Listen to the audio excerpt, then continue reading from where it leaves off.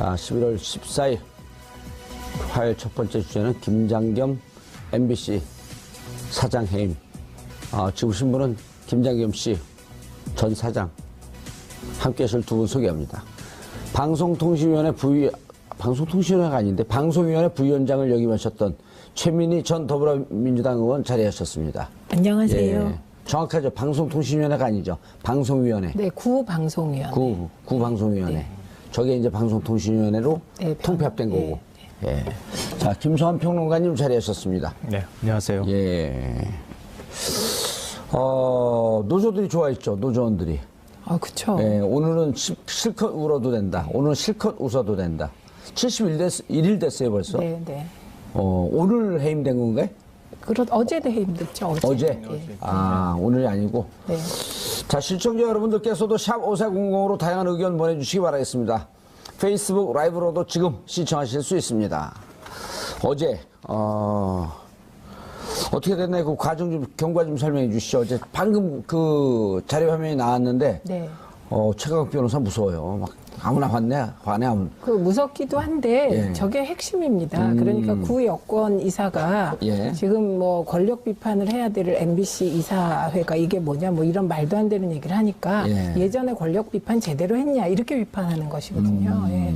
그러니까 과거에 MBC가 완전히 친이명박, 친박근혜 방송으로 거의 뭐 인식되지 않았습니까? 근데 그때는 권력 비판 안 하고 정권 바뀌니까 권력 비판의 잣대로 이제 문제를 삼으니까 저렇게 예리하게 말씀을 하신 것 같고요. 이 과정은 이렇게 됩니다.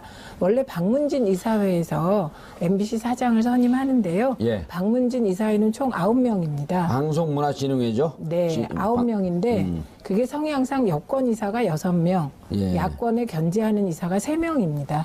이제 그 상태에서 정권이 교체됐는데요. 그 구 여권 6명의 이사 중에 2명이 사퇴를 하게 됩니다. 그러니까 당연히 이제 이번에 그러니까 여권 이사 2명 충원돼서 6대3이 거꾸로 5대4가 된 5대4가 됐죠. 근데 이제 그 상태로는 사장 문제를 처리할 수가 없습니다. 왜냐하면 고영주 이사장이 그대로 이사장이었기 때문에. 그래서 고영주 이사장 해촉 결의안을 이사들께서 냈고 고영주 이사장이 이사장에서 물러나고 그냥 이사로 남게 됩니다. 그 상태에서 김장겸 사장 해임 결의안을 이제 여권 이사들이 올린 거고요. 그렇게 되면 절차가 김장겸 사장이 나와서 소명을 하게 됩니다. 그런데 김장겸 사장이 소명을 하러 그 박문진 이사회가 열리는 곳에 들어가려다가 중간에 소명을 포기했습니다. 그래서 이제 해임이 의결됐고요. 해임이 의결된다고 또 사장에서 물러나는 게 아니고 MBC는 주주회사입니다. 그래서 박문진하고 30%의 지분을 가지고 있는 정수장학회, 그러니까 같이 모여서 주주총회를 해야 되거든요. 그런데 어제 사장 해임 결의안이 박문진 이사회에서 통과되자마자 바로 MBC 주총을 열어서 해임을 의결해 버렸습니다.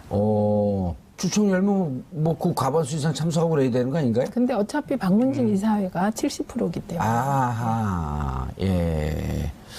전 뭐 어제 이사회 관련해서 좀 유감을 표명해야 되는 게 있는데요. 고영주 이사와 관련해서 전 이사장이기도 했고 이렇게 중요한 이사회가 열리고 있는데 고영주 이사는 어디가 있었습니까? 박정희 기념도서관에 동상 만들어서 헌정한다고 해서 그 자리에 가가지고 시위하고 있었어요. 애당초 정치성에 좀 문제가 있었던 분이네요. 원래 뭐 너무 많이 알려져 있었는데요. 공안검사 출신이죠. 우리나라의 마지막 공안검사라고 불리는 인물이기도 합니다. 그래서 아주 유명하죠. 법조계에서도 유명한 인물이고 뭐 문재인 대통령을 향해서 공산주의자라고 그랬나요? 뭐라 그랬나요? 공산주의자라고 그랬죠. 그렇게 얘기를 하기도 했었고. 의원들이 지금 공산화 됐습니까? 그랬더니 원래 이념대로 했으면 공산화가 됐을 텐데. 그러게요. 생각을 바꿔갖고. 뭐 적화가 되니 어쩐 이런 소리 하고 있는데요. 그런 사람이 방송사 대주주인 방송문화진흥회 이사장을 맡았다는 것 자체가 비극이라고 생각하고요. 그러니까 그런 이사장이 MBC를 사실상 지배하는 이사회 이사장을 맡고 있었으니까 MBC가 제대로 된 독립 경영을 하고 독립 언론으로서 공정성 있는 보도를 할 수 있었겠습니까? 그게 상징적으로 보여주는 거라고 생각하고요. 만약에 자기 의견들이 필요하다, 의견 제의가 필요하다고 하면은 이사회에 참석을 했어야죠. 그게 자기의 임무죠. 그리고 자기 주장을 하고. 그러면은 앞으로 이런 식으로 시위 참석할 거면 제가 볼 때는 이사 자격도 내려놔야죠. 예. 뭐하러 이사 자격 달고 있으면서 거기서 돈 받습니까? 예. 이건 말이 안 되는 일을 하는 거라고 생각하고요. 이게 무슨 본인이 우리 사회에 큰 무슨 이념 싸움을 하고 있는 뭐 마치 전위부대 같은 그런 인식을 머릿속에 하고 있는 것 같은데 예. 그런 인식을 계속 갖고 있는 사람들이 예를 들어서 뭐 고영주 이사장, 전 이사장만 그런 게 아니라 다른 지금 야권 쪽 이사가 그렇다 그러면 그들도 저는 자격이 없다. 이사 내려놓고 그냥 거리로 나가면 되죠. 그러면 되죠. 뭐하러 예. 거기 가가지고 그러고 있습니까? 참 한심하다는 생각이 들었습니다. 알겠습니다. 어제 그 박문진 이사회 참석했던 이사 중에 한 분, 김경환 이사님이죠. 전화로 한번 연결해서 상황을 좀 한번 봐야 될 텐데 전화 연결됐나요? 예, 전화 연결 안 됐대네요. 아우 잘 됐다. 우리끼리 얘기할 시간도 없는데. 아, 네. 그래도 예. 전화 연결. 이거 제 의사가 아니에요. 누군가 연결하라고 연결하는 거예요. 아, 근데 김경환 이사가 이제 새로 보충된 이사거든요. 아, 그래요? 잘 아세요? 그 잘 알죠. 예, 연결됐답니다. 여보세요? 김경환 이사님? 네, 안녕하세요. 예. 어제 회의에 참석하셨죠? 네, 맞습니다. 이번에 새로 이사가 되셨고요? 네, 이번에 그 10월 30일 날 새로 이사로 임명됐습니다. 예, 그래서 어제 김장겸 MBC 사장 해임 결의안이 통과가 됐는데 네. 저희가 방송 화면으로 그 자료 화면을 잠깐 봤어요. 김광동 이사인가요? 네네, 맞습니다. 정권이 이렇게 사장을 함부로 바꾸는 게 말이 되냐 하니까 예. 또 그 독사 최강욱 이사가 한마디 세게 한 거 저희가 그림 봤는데 어제 분위기가 좀 어땠었습니까? 예, 뭐 전체적으로 이제 워낙 뭐 김장겸 이사가 이제 공영방송과 관련해서 중립적이지 않고 편파적인 뭐 행동을 했고 뭐 인사보복이라든지 많은 문제가 있었기 때문에 전체적 이사들의 뭐 전체적인 의견이나 이런 데 큰 차이는 없었다고 생각이 되고요. 다만 이제 야권 측이라고 저희가 통상적으로 말씀드리는데 일부 이사께서 김광동 그거에 이사죠. 대한- 일부 이사라면 우리 시청자분들이 화냅니다. 예, 김광동 이사가 거기에 대해서 반론을 이제 제기를 하셨는데, 사실 뭐 좀 그 내용을 들으면서, 그 분위기를 좀 제가 이제 말씀을 드리면, 그 반론하신 내용을 저는 뭐 개인적으로 이게 언론노조 위원장이 해야 될 소리를 김광도 이사가 하는 거 아니라는 뭐 그런 생각이 들 정도로 좀, 자신의 입장, 여태까지 해왔던 이념적인 부분과 정반대되는 얘기를 하셔가지고 좀 상당히 좀 놀랬습니다. 권력에 대한 견제라고 하는 것은 심각하게 유린될 수밖에 없고 그러니까 권력 견제를 못한다 이렇게 얘기하자마자 최강욱 이사가 무슨 얘기냐 지난 9년 동안 권력 비판하는 것이 그렇죠. 언론의 사명 아니다. 예. 이렇게 얘기하던 사람들이 지금 무슨 와갖고 뭐 주닮은 소리를 하고 있냐 뭐 이렇게 얘기를 하더니 예. 그분들 주장은 뭐 이런 거예요. 뭐 김장겸 사장이 자기 뭐 해임에 당한 뒤에 뭐 권력으로부터 MBC의 독립을 끝까지 지켜내지 못해서 미안하다 이러면서 이제 뭐 장문의 글을 그 인터넷에 게재를 한 걸로 알고 있는데요. 그 내용을 보면 예를 들어 이런 겁니다. 그 과거에 뭐 MBC가 김대엽 병풍 보도도 했고 BBK 융단 폭격 보도도 했고 광우병 보도도 뭐 했는데 예. 그러면은 뭐 노무현 대통령 때도 보면 우리 FTA 반대도 MBC가 했고요. 예. 그 다음에 황우석 관련 보도도 MBC가 했거든요. 예. 이것도 상당히 정부에 부담이 되거나 반대되는 의견을 MBC가 했지만. 그랬었죠. 그게 MBC의 사명이었죠. 그렇죠. 그럼에도 불구하고 뭐 정치보복을 하거나 그거에 대해서 뭐 인사조치를 하거나 이런 적은 없었거든요. 예. 오히려 회사가 앞장서서 그거를 보호해주고 막아주고 그다음에 정부는 또 그런 비판을 받아들이고 뭐 이런 것들이 있었는데 이번 그 이명박 정부나 박근혜 정부는 이런 거에 대해서 철저하게 뭐 개개인에 대해서 인사보복을 한다든지 이런 어떤 해고를 시킨다든지 이런 것들을 통해서 한 것이야말로 이게 뭐 방송장악이 아니고 뭔가 이런 생각이 들었습니다. 예, 이제 MBC 정상화 물꼬가 튀었다라고 하면서 이제 노조가 그 환영을 했는데요. 네네. 첫 번째 그 가야 할 길이 MBC 사장 이제 그 해임이 됐기 때문에 사장 공석인 상태에서 장기전으로 갈 수 없는 거 아닙니까? 사장 임명을 해야 될 텐데 구체적인 그렇죠. 계획은 잡혔나요? 이제 그 부분에 대해서도 아직 뭐 구체적인 계획은 잡히지 않았지만 과거에 이제 사장을 선임하는 절차들이 이제 정해진 것들이 있고요. 또 하나는 그러나 이번이 이제 그 사장과 관련해서 정치적 중립성이나 이런 것들이 상당히 문제가 돼가지고 MBC를 경영할 능력이 안 되거나 거기에 대한 어떤 책임이 없는 이런 분들이 사장이 됐기 때문에 상당히 문제가 되지 않았습니까? 그랬었죠. 어떤 정보가 들어와도 사장이 중심을 잡고 정치적 중립성이라든지 방송의 공정성을 지켜냈다면 오늘과 같은 일은 없었다고 생각이 됩니다. 그래서 두 번 다시 이런 일이 없도록 정말 그런 어떤 의지와 철학이 있는 분들을 모실 수 있도록 그런 어떤 기존의 절차를 보면서 또 추가적으로 뭐 좀 더 공개된 어떤 시청자들이나 국민들이 알기 쉽고 그 사장을 선임되는 절차를 투명하게 볼 수 있는 그런 어떤 공개성 이런 것들을 담보할 수 있는 방법을 좀 찾아보려고 노력 중입니다. 예, 이제 그 지금 말씀하신 게 총론인데요. 그럼 구체적으로 언제까지 마무리 짓겠다 내부 그 일정은 잡아놓은 게 없으신가요? 여러 가지 뭐 논의를 하고 있고요. 이런 부분은 사실 저희가 뭐 또 독단적으로 얘기하는 것보다는 여러 부분의 어떤 MBC의 내부적인 뭐 절차, 그다음에 저희 방문진에서 해야 될 절차, 뭐 또 사장 선임을 하면 일정 기간 또 공모 기간을 거쳐야 되고 공모 뒤에는 또 그 뭐 면접을 위해서 일정 배수를 선정을 하고 서류 심사라든지 이런 과정을 거치고 그다음에 그 뒤에 이제 PT를 해서 선정을 하게 되는데 이런 과정 속에서 저희가 뭐 최대한 단축시키는 것도 방법이지만 그 과정에 좀 국민들의 의견을 들을 수 있고 국민들이 어떤 분이 사장이 되는지 알 수 있는 그런 어떤 방법이 없나 이런 것들이 좀 고민해서 시기를 아직 확정하지는 못했습니다.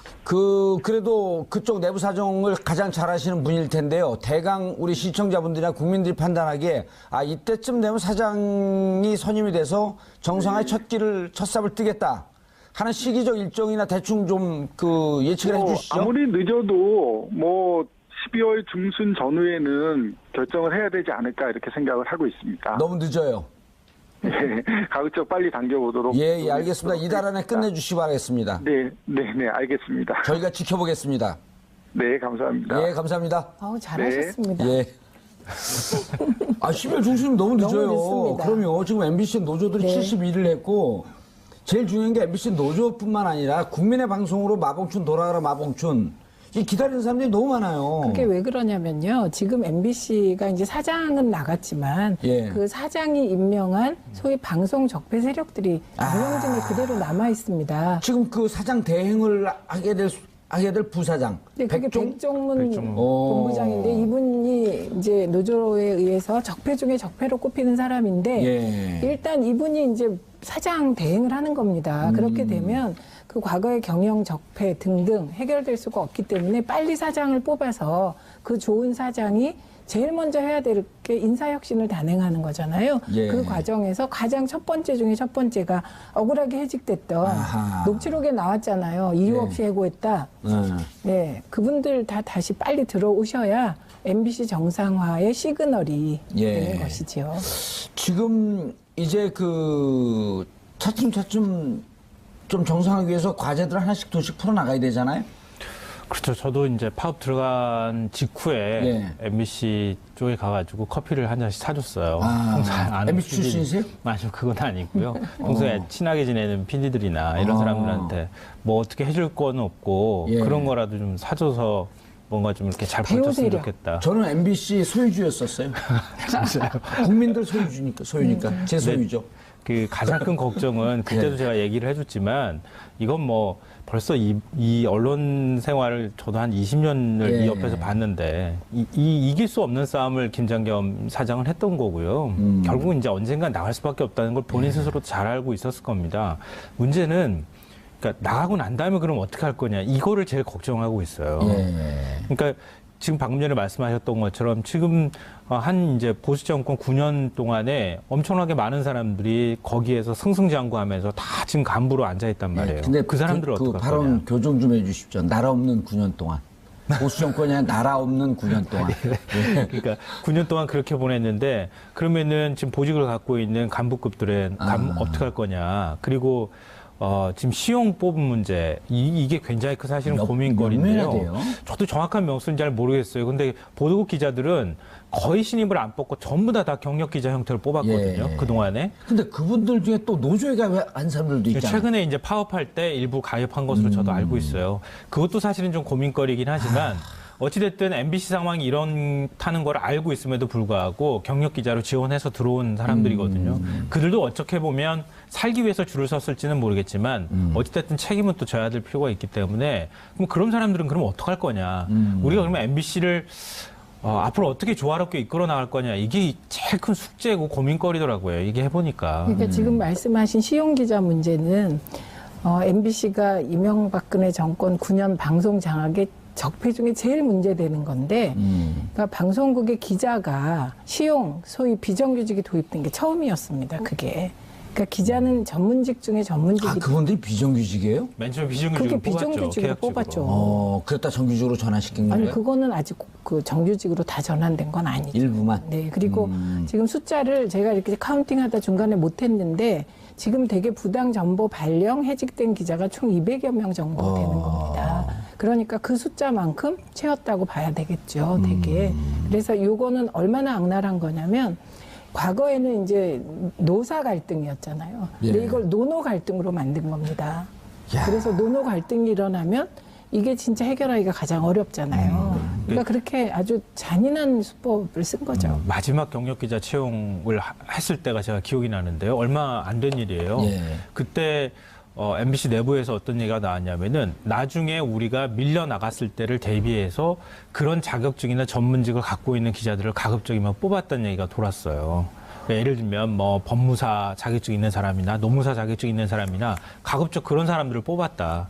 우린 여기서 오랫동안 버틸 거다. 그런 전략까지 가지고 기자를 뽑았다는 얘기가 있었거든요. 기자가 MBC 기사 안에서. 잘 쓰고 취재 잘하는 능력으로 뽑은 게 아니고 나중에 그 자기들 밀려났을 때 정권이 부당 해고 바뀌고 뭐 이런 걸 갖고 싸우려고. 네, 그런 거에서 우리는 끝까지 버티겠다고 하는 전략을 갖고 기자를 뽑았다는 얘기까지 심지어 나왔거든요.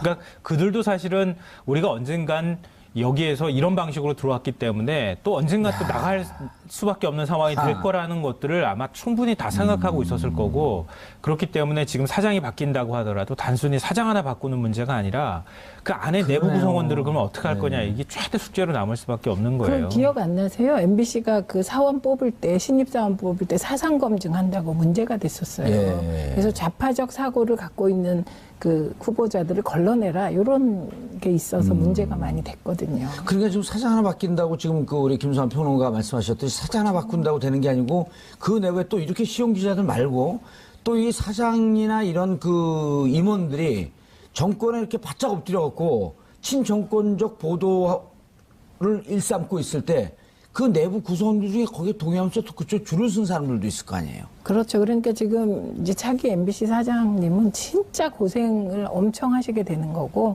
그렇기 때문에 과거에는 이제 MBC 사장을 뽑으면 어떤 세계관이 뚜렷하고, 네. 그리고 추진력이 있고, 뭐 이런 도덕적으로 뭐 좀 결벽했으면 좋겠다, 이런 기준이 되는데 지금은 거기에 플러스 경영도 잘해야 되고, 지금 경영이 어려우니까, 그리고 더 어려운 인화 단결.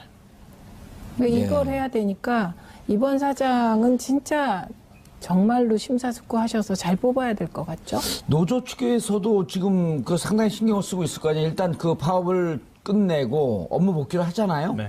업무 복귀를 하면서도 뒤숭숭하겠어요? 그러니까 이게 참 아무 입장을 바꿔놓고 생각을 해보세요.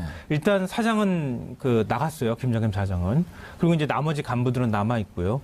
그럼 노조원들은 일단 파업에서 어찌 보면 승리한 거잖아요. 그렇죠? 그리고 이제 복귀를 했어요. 프로그램을 만들어야 하잖아요. 이걸 그러면 원래 프로그램을 다시 똑같이 복구를 해야 되는 것인지, 아니면 개편을 해야 될 것인지, 그럼 개편하는데 이거 간부하고 상의를 해야 되는지. 간부는 어차피 아니 제가 노조원이라도 그럴 것 같아요. 당신 좀 있으면 바뀔 사람 아니에요. 좀 다른 얘기 하지 말고 조용히 있어요. 저는 그렇게 얘기할 것 같거든요. 좀 아마 MBC 노조원들의 심정이 그럴 거예요. 이제 나한테 좀 귀찮게 하지 말고 지시 내지 말고 그냥 조용히 있으시라. 우리가 뭔가 이제는 정말 좋은 프로그램 한번 만들어 보겠다고 한다 하더라도 간부하고 말이 안 맞는 거예요. 간부 입장에서도 내 말 안 들어오라고 화내기에도 되게 애매해요. 사장이 와서 인사낼 게 뻔한 상황인데 내가 거기서 지금 무슨 또 세상이 바뀌었는데 또 그동안에 뭐 국정원 얘기도 나오고 많이 나왔는데 무슨 염치로 또 얘기하겠어요. 그러니까 이러니까 조직이 이게 현재로서는 뒤숭숭하네요. 뒤숭숭하고 아니 백종문 부사장 같은 경우는 임원들은 자신에서 사표 막 내고 그래야 되는 거 아니에요? 근데 사표를 낼 대상이 백종문이에요. 사장 대행이니까. 백종문 자기가 먼저 내이죠. 그러니까 그래서 지금 이제 문제가 되는 건 백종문 부사장 같은 경우는 예. 또 이분이 이제 곧 소환돼서 조사를 받게 될 것 같아요. 아하. 그러니까 지금 김장겸 전 사장이죠, 이제. 예. 김장겸 전 사장도 사장 물러난 걸로 끝나는 게 아니에요. 이분이 노동부 특별근로감독관이 MBC에 파견돼서 예. 부당 노동행위를 한 사람으로 지목됐고, 그래서 검찰 고발을 했죠. 예, 검찰 고발할 때 그냥 한 게 아니라 기소 의견으로 고발을 했습니다. 기소 의견으로. 예, 그러니까 이제 일단 요거는 부당 노동 행위죠. 네. 부당 전보, 부당 등 부당 노동 행위. 행위에 관한 거고 또 김장겸 사장은 방송법 위반으로 고발당하기도 했거든요. 그러니까 이분은 어차피 검찰 조사를 받아야 되는데 백종문 부사장이 사장 대행이 되는 거예요. 그냥 예. 자동으로. 예. 그런데 이 대행까지도 기억하시겠지만 백종문 녹취록으로 어허. 이미 고발당한 상태예요. 그 국회의원 시절 그 공개했잖아요. 최민희 제가 의원이. 공개해서 MBC에 보복 보도 당했죠. 최민희 의원이 그거 공개했고 2016년 4.13 총선에서 떨어진 거 아니에요? 사람들은 그렇게 말하죠. MBC가 그걸 메인 뉴스에서 말도 안 되는 아니 근데 보복 평상시 안 보도를. 친하세요? 떨어졌다니까 되게 좋아하시네. 아니. 왜 이렇게 좋아하세요? 너무 하세요? 아니요, 아니 저도 사실은 좀 피해 당사자 중에 한 명이긴 한데요. 예. 근데 왜 좋아하는? 어떤 면에서요? 아니 이번에 저 국정원 문건 나오고 난 다음에 저도 좀 놀랐어요. 근데 이 정권 바뀌고 나면 저도 피해자였습니다라고 얘기하는 사람들이 많이 나온다 그래서 사실 예. 먼저 나서서 말은 못했지만 예. 그 국정원에 제가 이제 라디오를 굉장히 오래 했기 때문에 아 맞아. 2년 김미아 몇 개월 동안 씨랑- 했었죠? 아니요, MBC에서만 한 것만 해도 6년이 넘고요. 지금 다 합치면 적폐 세력이에요, MBC에서 한 그럼? 9년을 했어요. 제가. 적폐 세력이 여기? 아니, 언제 했는데? 아니, 그러니까 이명박 정부 시절 전까지 세계는 그리고 우리는이라는 프로그램을 김미아 씨랑 같이 했어요. 맞아요. 김미아 씨가 밀려나는 과정도 제가 다 봤고요. 2011년 밀려날 때. 그리고 국정원 거기에 이제 정리해야 될 패널 김땡땡 이렇게 오. 세계는 그리고 우리는 김땡환, 김성땡. 그렇게, 예, 저도 그렇게 지금 이제 뒤늦게 알게 됐는데 그때 예. 이제 패널들을 먼저 정리하고 그다음에 김미아 씨를 정리한 것으로 알고 있고요. 그리고 시선 입증 그만두는 과정에서도 제가 손석희 현재 JTBC 사장이지만 어떻게 밀려나는지 어떻게 했는지도 다 얘기를 들었던 예. 당사자 중에 한 명이고요. 그리고 이 세월호 참사 있었을 때 그때 정말 MBC에서 저를 그 표준 FM에서 한 번도 안 불렀거든요. 그 다음에. 근데 갑자기 연락이 왔어요. 잠깐만 브리핑 방송을 해달라고. 그래서 제가 한 달 좀 안 되게 가서 방송했는데요. 이제는 말할 수 있다. 이 말씀을 드리자면 그 세월호 그 브리핑 하는데도 정말 토시 하나까지 다 감수래요? 예, 했습니다. 그러면 그 정도로 하나까지 심했어요. 다 써주면 그걸 할 수 없이 하신 거네요. 하기로 했으니까. 할 수 없이 했다기보다는 이제 제가 방송 들어가서는 이제 또 할 수 있지만 그 아이템 중에서 정부 비판성 그때 상당히 많이 세월호 예. 구조 문제라든가 이런 것들이 많이 제기될 때잖아요. 해수부 비판. 네네. 네. 그런 아이템들은 다 가급적 다 빼고 가는 형태로 해달라고 그렇게 요구를 하고 계속 얘기를 했었어요. 어머, 피해자시고 저는 목소리가 익숙하거든요. 네, 얼굴보다 목소리가 더 익숙한 분이세요. 그래요? 네. 얼굴도 있는 분이에요. 그런데 제가 그때 들은 얘기 중에 되게 인상적인 게 그 손석희 지금 현재 사장을 100분 토론하고 시선 집중해서 나가게 해야 되는데 그때 사장이 김재철 사장이 있을 김재철 사장 때. 전에 네, 엄기영 사장이 있을 때. 네. 이제 사장실로 불렀을 거 아니에요. 그래갖고 둘이 이렇게 앉아서 얘기를 해야 되는데 아무 말도 하지 않고 1시간을 가만히 있었다. 그리고 그만두게 됐다. 그 전부터 계속 그만두라고 하는 메시지가 굉장히 오랫동안 있었고요. 반복적으로 있었고. 손석희 사장도 그 고난의 행군을 좀 했네요. 그럼요. 좀이 했었죠. 아니죠. 그래서 어떻게 했냐면은 또 이래서 말할 수 있다 말씀드리면 손석희 사장하고 작가들하고 아이템을 별도로 회의를 했어요. PD를 빼고. 왜냐하면 PD를 넣으면 위에 보고가 돼서 이거 하지 마라라고 끊임없이 얘기를 했기 여기 때문에. PD는 지금 여기 정찬영 사장이 PD였었는데 그때? 아유, 그분 말고 다른 분. 예. 그러니까 그렇게 하면 PD는 위에서 간부들 계속 보고를 해라. 아이템 보고를 하라고 계속 강요를 했으니까 PD 입장에서는 아이템이 뭐다라고 보고를 할 수밖에 없었고 그러면 또 PD도 이상해지잖아요. 그러니까 PD한테 거꾸로 부담을 주지 않기 위해서 작가하고 손석희 사장하고 따로 방을 만들어서 따로 아이템 협의를 하고 보고를 잘 안 하고 그렇게 할 정도였어요. 그렇게 간섭이 심했어요. 그러니까 이게 내용에 대한 간섭이 심했네요. 그러니까 그냥 심한 정도가 아니었죠. 보도 제작 자율성이란 단어가 없어졌던 9년이다 이렇게 생각하시면 됩니다. 맞습니다. 그러니까 나라 잃은 9년.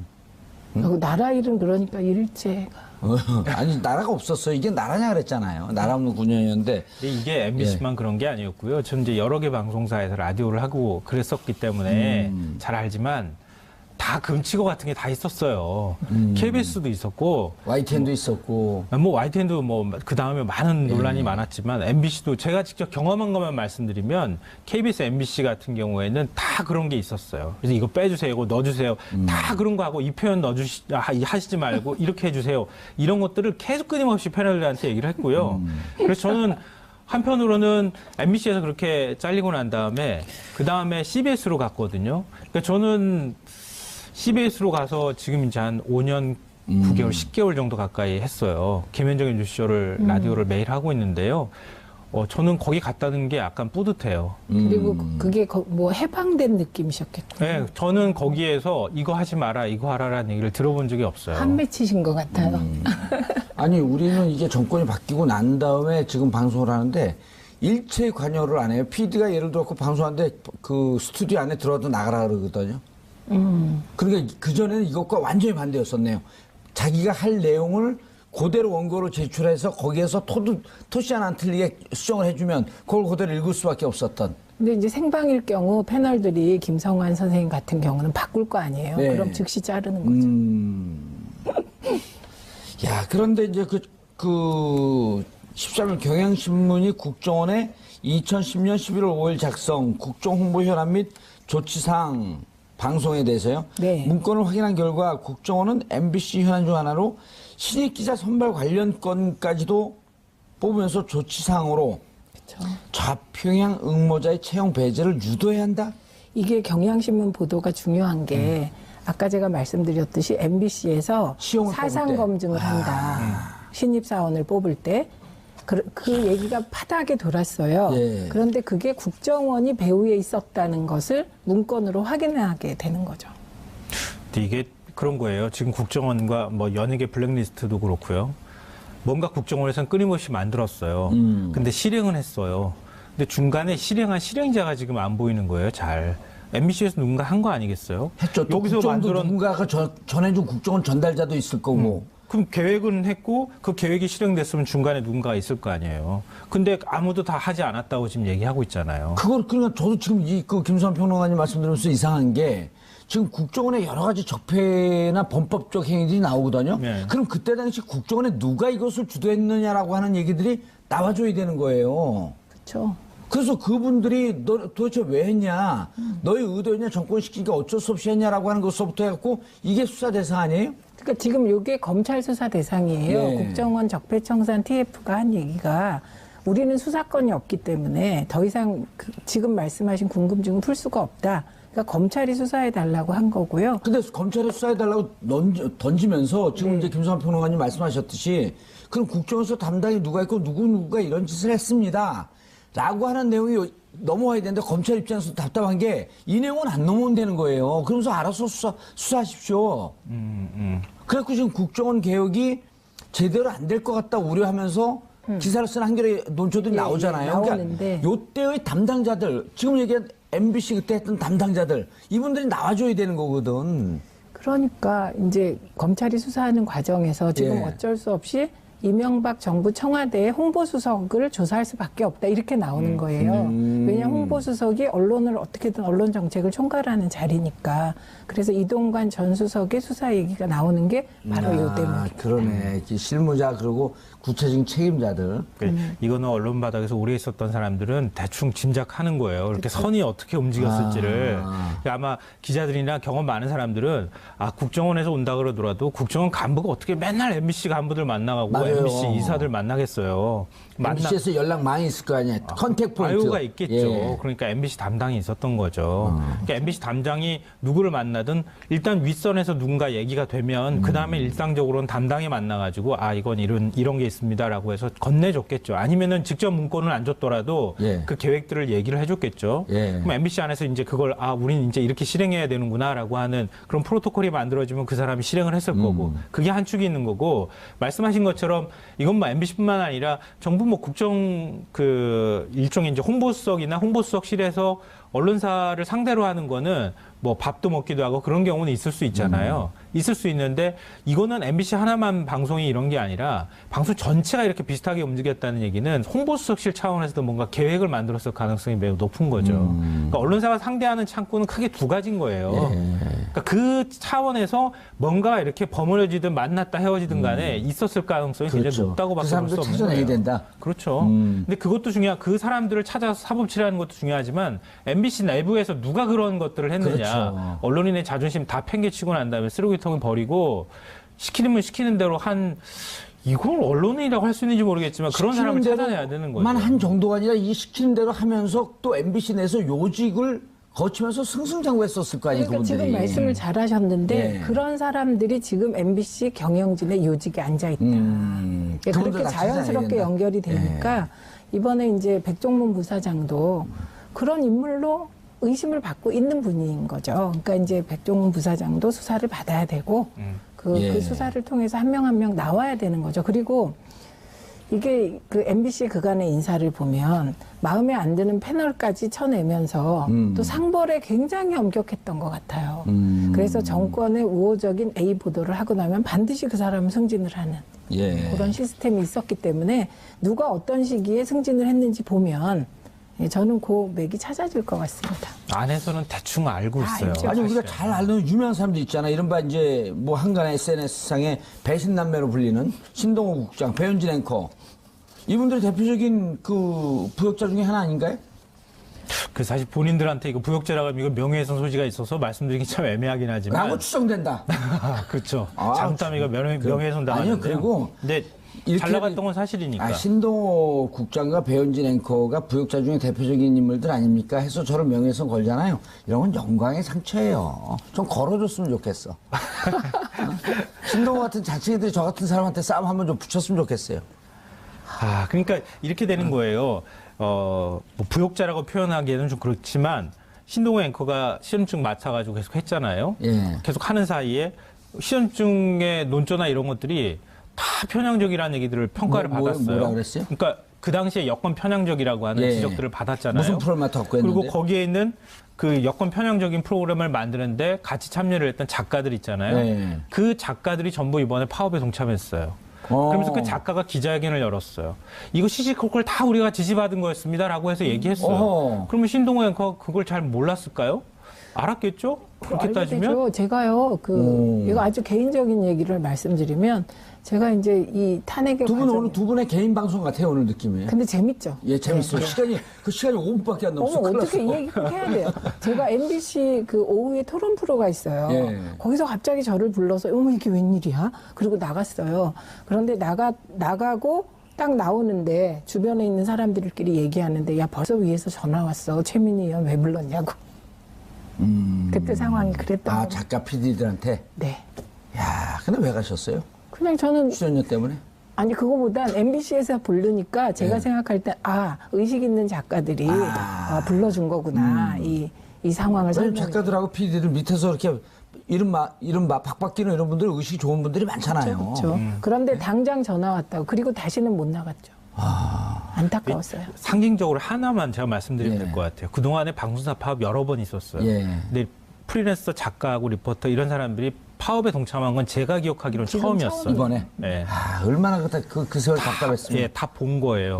다 목격자였던 거예요. 어떤 일이 벌어졌는지. 이젠 도저히 안 되겠다고 해서 파업하는 거예요. 이전에 파업할 때 작가들은 나도 파업해야 되나? 이런 얘기 생각하더라도 그래도 목구멍이 포도청인데 우리는 그 다음에 또 이어갈 사람들이니까 해야지라고 하면서 해왔던 거예요. 근데 이번에는 그것도 하기 싫을 정도였다는 거 하면 그동안에 얼마나 많은 일들이 벌어졌는지 근데 알 수 오늘 있을 이후로 거예요. 그 신동호 국장이 진행하는 이 아무도 안 보는 그 토론 프로그램 이런 거 좀 바로 없었으면 좋겠어요. 그 바로 없애려면 예. 빨리 사장을 선임하고 내부 정비를 해야 되기 때문에 저는 빨리 없애면서 나를 불러 거기 가갖고 진행하라고. 전 동의합니다. 그러니까 너무 바쁘신 거 아니에요? 근데. 아니 신동호 자리는 갈 수 있어요. 아, 그래요? 예. 자 그런데 이제 사장님 와서 시간 진짜 없다. 사장님 와갖고 인적 정산 회의죠. 부당해직자 복귀 회의죠. 부당정보자 정상화 시켜야 돼요. 한 200명 정도 된다 그랬어요. 네, 네. 사장 바로 지금 뭐 12월 중순 저분 너무 여유 있어요. 김경환 씨 너무 여유 있는데. 근데 그게 일반적인 프로세스는 그런데 지금 비상상황이고요. 비상상황이에요. 71일의 파업이 우리에게는 71일이라는 숫자지만 파업하는 분들에겐 그 70일의 하루가 7년 정말 1개월 같아요. 7년 1개월 같았을 겁니다. 그렇기 때문에 저는 빨리 그 절차를 진행하셔야 되고 또 저는 MBC 내부에서 이미 이런 사람 정도면 이 일을 수습할 것이다. 다 알고 계실 거라고 생각해요. 그래서 내부 구성원들의 마음을 잘 모아서 가는 게 지금 중요하기 때문에 저는 뭐 빨리 선출할 수 있을 거라고 생각이 듭니다. 예. 고대웅 사장 얘기는 다음에 해야 될 것 같아요. 다음 아니, 시간에 그거 또. 짧게만 한마디 할까요? 왜냐하면 지금 KBS의 경우도 이사 중에 한 분이 그만두셨습니다. 예, 그래서 지금 이게 7대5 구도가 이제 조금 바뀌어서 6대5 되어 있고요. 7대4에서 6대5로 바뀌었고, 그 이모 이사가 법인카드를 좀 잘못 썼다는 의혹에 휩싸여 있었고, 그거를 이제 또 내부에서 고발해서 감사원이 감사 들어간 게 있습니다. 그래서 그 결과에 따라 그 이사의 거치가 만약에 그만두게 되면 이게 거꾸로 6대5가 됩니다. 6대5가 되죠. 네, 그러면 거꾸로 이제 7대5가 되겠죠. 이제 2명 그만두게 되는 거니까. 그러니까 6대5에서 7대4 그렇게 바뀝니다. 그동안에 파업 여러 번 봤지만 KBS가 더 오래 버티는 파업은 제가 본 적이 봤습니다. 없거든요. 처음 봤어요, 진짜. KBS 근데 구노조, 신노조 이렇게 있잖아요. 그것 때문에. 그것도 사실 이번에 뭐 고대영 사장이 얘기를 한 부분에 대해서 뭐 방송법 바꾸면은 그 다음에 뭐 물러나겠다고 하는 얘기로 고지고대로 믿고 그거에 노조가 동의를 또 해줬잖아요. 예, 그게 구노조인가요? 그렇죠. 그러니까 제1노조. 제1노조. 네. 기술 직종에 있는 이제 노조원들이 가입한 노조인데요. 그러니까 그것도 사실은 왜 그랬을까? 예, 왜 그랬을까? 저는 좀 이해가 안 돼요. 뻔히 다 알았을 텐데 상황을. 그렇죠. 지금 국회 미방위원장이 자유한국당 소속입니다. 그래서 미방위원장이 틀면 하염없이 방송법 논의가 질질 끌어져서 방송법이 조기에 통과될 가능성은 1%도 안 됩니다. 그거를 모르고 그랬을까요? 아니요, 알았겠죠. 그걸 만약에 몰랐다 그러면 그건 말이 안 되죠. 그러니까 어떤 방식으로든 사실은 좀 기술이 부사장하고 들어갔다. 뭔가 얘기가 있었지 않았을까 하는 저는 개인적으로 의심을 아주 좀 하고 꼼수 있습니다. 중에 꼼수입니다. 임기 다 채우려면. 그러니까요. 고 사장은 그러면서 또 한쪽으로는 나는 뭐 KBS 정산을 위해서 언제든지 그만둘 의향이 있다라고 하는 얘기도 구성원들 만나면 승승 흘린대잖아요. 그럼 나는 그렇게 뭐 꼴통 아니다 뭐 이런 얘기까지 하면서. 그런 말 하시는 분이 진짜 쌍기역, 쌍티그시고. 그렇죠. 무서운 사람이죠. 네. KBS도 그러나 한 명 정도의 이사가 그만두게 되면 이제 조건이 바뀌어서 7대4가 되기 다시 때문에 사장을 해임할 수 있는 사장 조건이 해임할 수 있는 조건이 됩니다. 그랬을 때 이제 이인호 이사장의 이제 해임 결의부터 먼저 해야 됩니다. 예, 이인호 이사장. 네. 현재 그 구 여건의 추천으로 이사장이 된 분이죠. 네. 알겠습니다. 뭐 저는 KBS가 MBC 문제가 정리가 되면 KBS 문제는 따라 움직일 거라고 생각합니다. 그 원래 그 유명한 말 있잖아요. 주유소 습격 작전이라고 한 놈만 조진다. 그러니까 생각을 해보세요. MBC가 멀쩡하게 방송이 나가고 있는데 KBS 혼자 지금 공영방송이고 채널 2개 갖고 있는데 방송이 막 파행이 계속되면 될 수 있겠어요? 아니 이번에 이 노조 임원들이 가서 그 얘기를 간부들이 가서 그 얘기를 했던 거 아니에요. 네. 좀 있으면 이제 MBC가 정상화되는데 우리 이렇게 방송 만들었고 어떻게 하냐. 그러니까 내부에서 간부들이 사장 물러나쇼. 그런데 싫다 그랬잖아. 사장 때문에 지금 이 일 벌어지고 있으니까 물러나고. 그러니까 방송법 개정되면 물러나겠다는 꼼수 답변을 한 겁니다. 그렇게 밑에서 좀 더 치고. 깨어있는 서울 시민을 위한 정직하고 알찬 프로그램 정봉지 품격시대 두 번째 주제는요. 성심병원의 갑질 논란입니다. 이 문제와 관련해 함께 하실 두 분 소개합니다. 자, 이번 사태와 관련해서 직접 간호사들로부터 제보를 받은 곳이죠. 직장 갑질 119의 박성우 노무사님 자리하셨습니다. 네, 안녕하세요. 예, 아주 좋은 걸 만드셨어요. 직접 만드신 건가요? 제가 직접 만든 건 아니고요. 몇 개 단체와 또 노무사 변호사들, 법률 전문가들 같이 이제 좀 의기투합해가지고요. 함께 만들었습니다. 얼마 안 됐죠? 제가 11월 1일 정식 출범을 했고요. 예. 이제 활동 시작한 지는 뭐 얼마 되지 않습니다. 11월 1일이요? 네. 얼마 되지 않는데 되자마자 예. 바로 대박을 쳤네요. 그러니까 저희도 사실 이렇게 많은 제보가 들어올지 몰랐는데요. 11월 1일 날 이제 오픈 그 채팅방을 개설하니까 거기서부터 이제 막 들어오기 시작해가지고요. 네. 지금 사실은 좀 아직 체계가 좀 안 잡힌 상태고 또 저희가 다 이제 다른 이제 일을 하면서 자원봉사 개념을 모인 상태인데. 야, 업무가 폭주하겠네요. 예, 굉장히 좀 힘들고 있습니다. 네. 보람은 있지만 실질적으로 일손이 딸릴 것 같은데요. 좀 딸리고 그래서 계속 지금 저희 이제 스텝이라고 하는데요. 스텝을 계속 충원하고 있는 상황입니다. 예, 알겠습니다. 조대진 변호사님 자리하셨습니다. 안녕하십니까. 예. 자, 시청자 여러분들께서도 샵5400으로 다양한 의견 문자로 보내주시고요. 지금 이 시간 페이스북 라이브로도 시청하실 수 있습니다. 그리고 방송을 들으시면서 우리 직장에서도 이 갑질 너무 심해요 하는 분들 직장 갑질 119 계속 전화를 보내주시기 바라겠습니다. 업무를 더 많게 해갖고 그냥 직장 갑질 119로 이거 의도적으로 사용자 측에서 폭발하려고 그러지 않을까요? 뭐 그렇게까지 이제 이슈가 되고 주목받게 된다면 더 일단 뭐 이미 많이 알려줬잖아요, 벌써. 네, 저희가 할 역할이 더 많아지겠죠. 전화번호는 어떻게 돼요? 자, 전화는 개설되어 있지 않고요.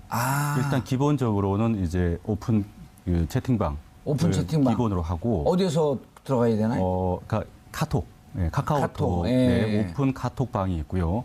그 카톡에서 직장 갑질 119 하면 검색이 되나요? 네. 오호. 거기에 들어오셨을 때 기본적인 이제 소통이나 제보는 그쪽으로 해주시고요. 예. 그리고 조금 더 이제 구체적인 상담이 필요하다 그러면 이메일 상담을 좀 활용해 주시고. 제가 이제 블로그나 페이스북도 운영합니다만 아직 활성화되어 있지는 않은데. 예. 주로 카톡방에 들어가서 우리 갑질을 좀 알려야 되겠다. 네. 하면은 직장 갑질 119를 검색해서 그렇죠. 접속을 해갖고. 네.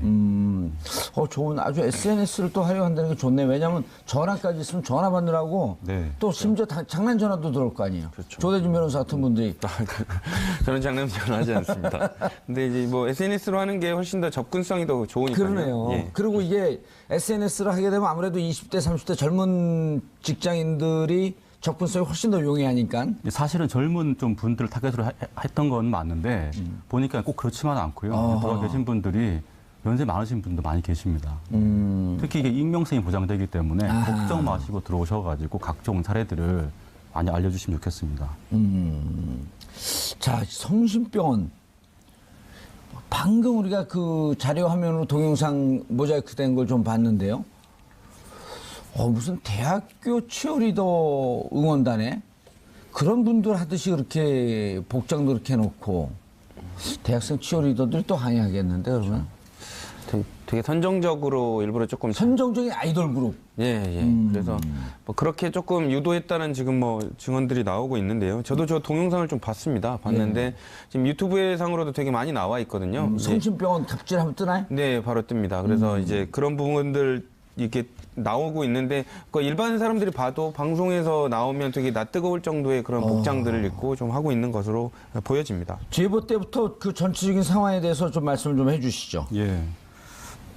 아까 말씀드렸듯이 저희가 11월 1일 날 처음 이제 오픈 카톡방 개설을 했는데요. 예. 바로 그 다음 날 11월 2일 날 첫 그 제보가 들어왔었습니다. 그러니까 이 한림대 병원에서 일하고 계신 분이었는데 사실 첫 제보는 너무 이제 초장시간 중노동 문제, 뭐 조기 출근 강요하고 연장 근로 강요하고 이런 부분이었고요. 그리고 나서 그 다음 날부터 이메일로도 이제 문의가 들어오기 시작하고 또 이제 이 입소문을 탔는지 이 이제 병원 직원분들이 많이들 들어오기 시작하셨어요. 그 병원이 좀 집중적으로 들어왔나 보네요. 네. 그래서 저희도 이제 좀 약간 심각성을 느끼고 11월 6일 날 저녁에 이 한림대 병원 관련해서는 특별히 좀 제보를 좀 해달라고 공지를 했고요. 그러면서 이제 일이 많이 비화가 이렇게 커지게 된 거죠. 네. 많이 좀 이렇게 세상의 얼굴이 그 일이 커진 게 아니라 커진 일이 있었던 게 그렇죠. 이제 세상의 얼굴을 드러내기 시작을 한 거죠. 네. 동영상도 그때 직접 받으셨나요? 이미 근데 사실 동영상은요, 그 유튜브에 많이 올라와 있었던 이미? 게 있었고요. 네. 그러니까 그게 어떤 문제가 있는지 또는 뭐 부끄러움도 사실 모르고. 연동이 안 돼 있었던 거죠, 문제점과. 그렇죠. 인식 자체가 없었던 거죠. 그냥 우리 병원 회사에서 이런 행사를 했는데 이렇게 올리는 거죠, 막. 그런 게 있었던 거였고요.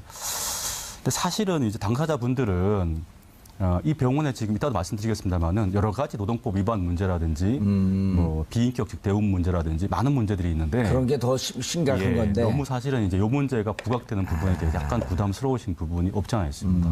한림병원의 부당노동 행위가 일단 본질적인 문제이고 그 중에 한 파트가 이런 그 직장 내 무슨 이벤트에서 좀 선정적인 그 이벤트를 강요당한 것. 네, 맞습니다. 근데 요거 자체도 일단 그 부당노동행위, 초과노동, 근데 그 초과 근무 수당을 받지 못하는 네. 이런 등등의 범죄에 포함되어 있는 거 아니에요? 법률적 위반의 문제는 분명히 있습니다. 예. 네. 일테면요. 이게 약간 이제 복잡한 부분도 있을 수 있는데 기본적으로는 어쨌든 간에 회사의 어떤 지시에 의해서 예. 그 참석이 강제되는 모든 이제 행사, 무슨 뭐 교육 이런 것들은 전부 다 노동법상으로는 근무 시간입니다. 그렇죠. 예, 그래서 아니, 예를 들어 그 6시까지 근무하고 끝나서 야, 우리 그 4시간 동안 연습하자라고 하는데 네. 자발성에 기초한 게 아니고 이번에 행사 나가야 되니까 여러분들 연습해갖고 준비하세요. 라고 하는 사용자 측의 요구가 있다고 한다면 노동 시간에 해당되는 거 아니에요? 그렇죠. 예, 그래서 사실은 근로기준법상 이제 시간의 수당이 지급돼야 되는 측면이 있고요. 게다가 이제 이게 행사가 일요일 날 하는데요. 간호사분들은 주로 이제 교대제이기 때문에 그렇죠. 일요일도 일하시는 분들이 있단 말이죠. 그 근무일인 경우에는 개인적으로 오프를 내고, 그러니까 개인적 휴가를 쓰고 그렇게 참석을 했던 문제도 있고요. 그러니까 이건 연차 수당 관련된 이제 이런 위법적인 사항도 있고 더 나아가서는 저희가 지금 고민을 하고 있는 부분인데 약칭 고평법이라고 해가지고요. 남녀 고용 평등 및 일가정 양립 지원에 관한 법률이라고 그 성차별을 금지하는 부분이 있습니다. 물론 이 장기자랑에 간호사분들만 참석하신 건 아니지만 뭐랄까 이게 이제 어떤 성 역할의 고정, 특히 이제 여성 그 노동자, 여성 직원들에 대해서 이런 역할을 강요했던 부분도 일정한 차별의 문제로도 접근해 볼 수 있을 것 같습니다. 예. 신입생 환영회 때 신입생이 아니죠. 신입 직원 환영회 때 눈에 들어오는 간호사들은 어김없이 차출됐다? 일단 뭐 이게 정확한 당사자들의 해명을 또 들어봐야지 알겠지만 일단은 당사자들은 그 얘기들은 그렇습니다. 그래서 이제 그 매년 행사가 있다 보니까 그 행사에 동원된 사람들을 물색하는 정도의 과정을 좀 거쳤던 것 같습니다. 그래서 좀 어떻게 외모라든지 이런 부분들이 좀 출중하다거나 이러면 아 나중에 행사 때 같이 한번 해야겠다라는 정도의 이제 의사 연락들이 좀 있었던 것 같고요. 그러니까 이런 부분들이 당사자가 느끼기에는 되게 어떻게 보면 불쾌하고 관련돼서도 이렇게 막 그런 선정적으로 좀 비하하는 듯한 느낌을 많이 가졌을 수가 있죠, 충분히. 예. 그런데 이제 어느 간호사는 뭐 기쁨 전 다름없었다라고 눈물을 흘렸다는데 이게 법적으로 어떤 문제가? 그러니까 노동법 관련해서는 이제 별도로 들어가는 것과는 뭐 별도로 생각하더라도 일단 뭐 강요죄가 되기도 참 어려워 보입니다. 왜냐하면 이제 아주 뭐 의사에 관련된 부분을 제압하고 강요했다고 또 보기는 어려워서 참 이 부분이 뭐 형법상으로 처벌하기는 좀 어려운 부분이 꽤 있습니다. 하지만 이제 사실상 강제력은 있는 부분이거든요. 그리고 대부분 신참 간호사였기 때문에 싫은 표정도 내색을 못하는 그런 상황이었고 싫은 표정을 하면 뭐 직장 이제 들어와가지고 뭐 소위 말하는 좀 빠졌다 뭐 이런 그 자기 평가에 관련된 부분도 직결돼 있기 때문에 힘들어도 참고 할 수밖에 없었던 상황. 그거를 이제 회사 자체에서 좀 유도했던 경향이 있지 않았나 싶습니다. 저런 상황에 대해서 어떻게 문제 제기를 해야 되는 건가요? 아까 얘기했던 우리가 초과 근무 수당, 예. 급여가 지급되지 않고 있었던 초과 근무 이런 부분에 대해서는 분명히 문제가 있을 거고요. 근데 이것도 회사가 자발적으로 간호사들 모여서 준비했다 이렇게 둘러대면 될 거 아니에요? 예, 지금 여러 가지 문제 복합적으로 있다고 보이는데요. 한번 좀 지적을 다 해보시죠. 나오는 문제들을. 일단 이 행사는 왜 해요? 근데 이 행사를? 그거는 이제 제가 주최 양식을 잘 모르겠는데 먼저 좀 회사 쪽에서 내세운 이유가 있을 거 아니에요? 그것도 직원 대학교 단합을 부설병원이에요. 어찌 보면 대학교 직영병원. 예. 그러니까 이게 이제 일송 가족의 날이라고 하는 이제 행사인데요. 먼저 좀 말씀드릴 부분은 저희가 이제 제보를 굉장히 많이 받았습니다만은 사실관계를 정확하게 확인한 부분은 아니기 때문에 많은 부분들에서 약간 이제 추가적인 정확한 진상 확인은 필요하다는 거를 전제로 일단 제보 내용을 일단 그냥 소개해드리는 이런 측면에서 말씀을 일단 드리는데요. 제보 내용을 소개해 주세요. 그러니까 일송 가족의 날이라고 하는 게 1년에 한 번씩 여기가 이제 일송 학원재단 한림대학교를 운영하는 한림대는 의대가 있나요? 네. 그래서 거기 소속의 6개 병원이 다 이제 속해 있는데요. 그 이제 다 모아가지고 1년에 한 번씩 뭐 우린 가족이다 이렇게 해서 뭐 이렇게 행사를 하나 봐요. 근데 일단 1부는 이제 축구대회 이런 체육 행사를 하고 2부에서 이제 장기자랑을 합니다. 근데 장기자랑에 꼭 이제 간호사 분들만 이제 나가시는 건 아니에요. 그래서 다양한 직원분들 다 나가시는데 환자들이 보는 그 가족의 날 행사인가요? 아니면 직원들만 모이는? 그건 아닌 것 같아요. 직원들만 모이는 일요일 날 어디 가셔서 하시는 건데 간호사 분들한테 문제는 이제 다른 직원분들도 다양한 장기자랑을 하는데 간호사 분들만 이런 이제 뭐 여성 아이돌들이 하는 이런 식의 이제 것들을 강요했던 게 이제 문제인데요. 예. 법적으로 는 아까 말씀드렸던 것처럼 노동법 위반의 문제들 찾을 수 있을 것 같고, 근데 변호사님 말씀하신 거 사실 이게 이제 형법상 강요죄라든지 또 이렇게 접근하기 간단치 않은 문제가 있어서요. 사실은 이거는 직장 질서 어떤 뭐 이 기업 문화의 문제라고 생각되고요. 그래서 좀 전반적인 부분에 대해서 근로감독 들어가야 될 것 같고요. 조사에서 이제 꼭 위법하지 않더라도 근로감독 들어갈 때는 이유가 있을 거 아니에요. 지난번에 이제 우리가 일부에서 다뤘던 김장겸 사장 MBC 부당 노동 행위에 대해서 노동부가 고발을 한 거거든요, 검찰에. 네. 그리고 기소의 견으로 검찰에다 고발한 거죠, 기소 의견으로. 이런 경우 그럼 노동부에서는 그때 이제 부당 전보, 부당 해고 뭐 이런 게 있었는데 여기 같은 경우는 무슨 이유로 들어갈 수 있다는 거예요? 일단 노동법 위반은 이제 임금 체불의 문제죠. 임금 체불의 문제. 근로시간 제한 뭐 위반의 문제가 일단 있고요. 그래서 충분히 무슨 뭐 접근할 수 있는 계기는 충분히 된다고 보고요. 그리고 노동부 스스로가 직권으로 또 감독할 수 있기 때문에 사실 지금 하고 있습니다. 그래서 저희가 이제 이 제보가 들어와서 그 충분히 이제 취합을 한 다음에 민주당 강병원 의원실 통해 가지고 마침 국감 기한이 있기 때문에 노동부 차관이 출석한 자리에서 이거를 이제 제기를 했어요. 그래서 강병원 의원이요? 네. 제주 얘기하시는 건가요? 제주 한더위 여기 은평 쪽이실 텐데요. 예. 통해서 해서 지금 감독이 진행되고는 있습니다. 다만 지금 우려점이 좀 있는데요. 감독관님들이 나오셔가지고 지금 이제 조사를 하고 있습니다. 하는데 이것도 역시 제보입니다만은 이 앞서가지고 각종 이제 자료 같은 것들을 사측에서 이제 파기하는 이런 제보들도 많이 들어오고 있고요. 어허. 그리고 진술을 이제 그 사측에 유리하게 이렇게 좀 하도록 협박하고 강요하는 문제들도 있고 특히 지금 감독관이 나와 조사하는 과정에서 이 직원들 조사를 해야 되지 않습니까? 사측만 할 게 아니기 때문에. 근데 여기에 이제 직원들을 어떻게 부르느냐 하면은 이제 총무팀의 인사팀을 통해 가지고 직원들 데리고 와라 이렇게 해서 하고 있다고 해요. 또는 이제 그 조사하는 그 자리에 직접 인사팀 뭐 관리자들이 같이 동석하기도 하고 그래서 이런 부분에 대한 좀 걱정도 사실 있습니다. 그래서 실질적인 조사가 될 수 있도록 해야 될 것 같습니다. 어떻게 봐야 되나요?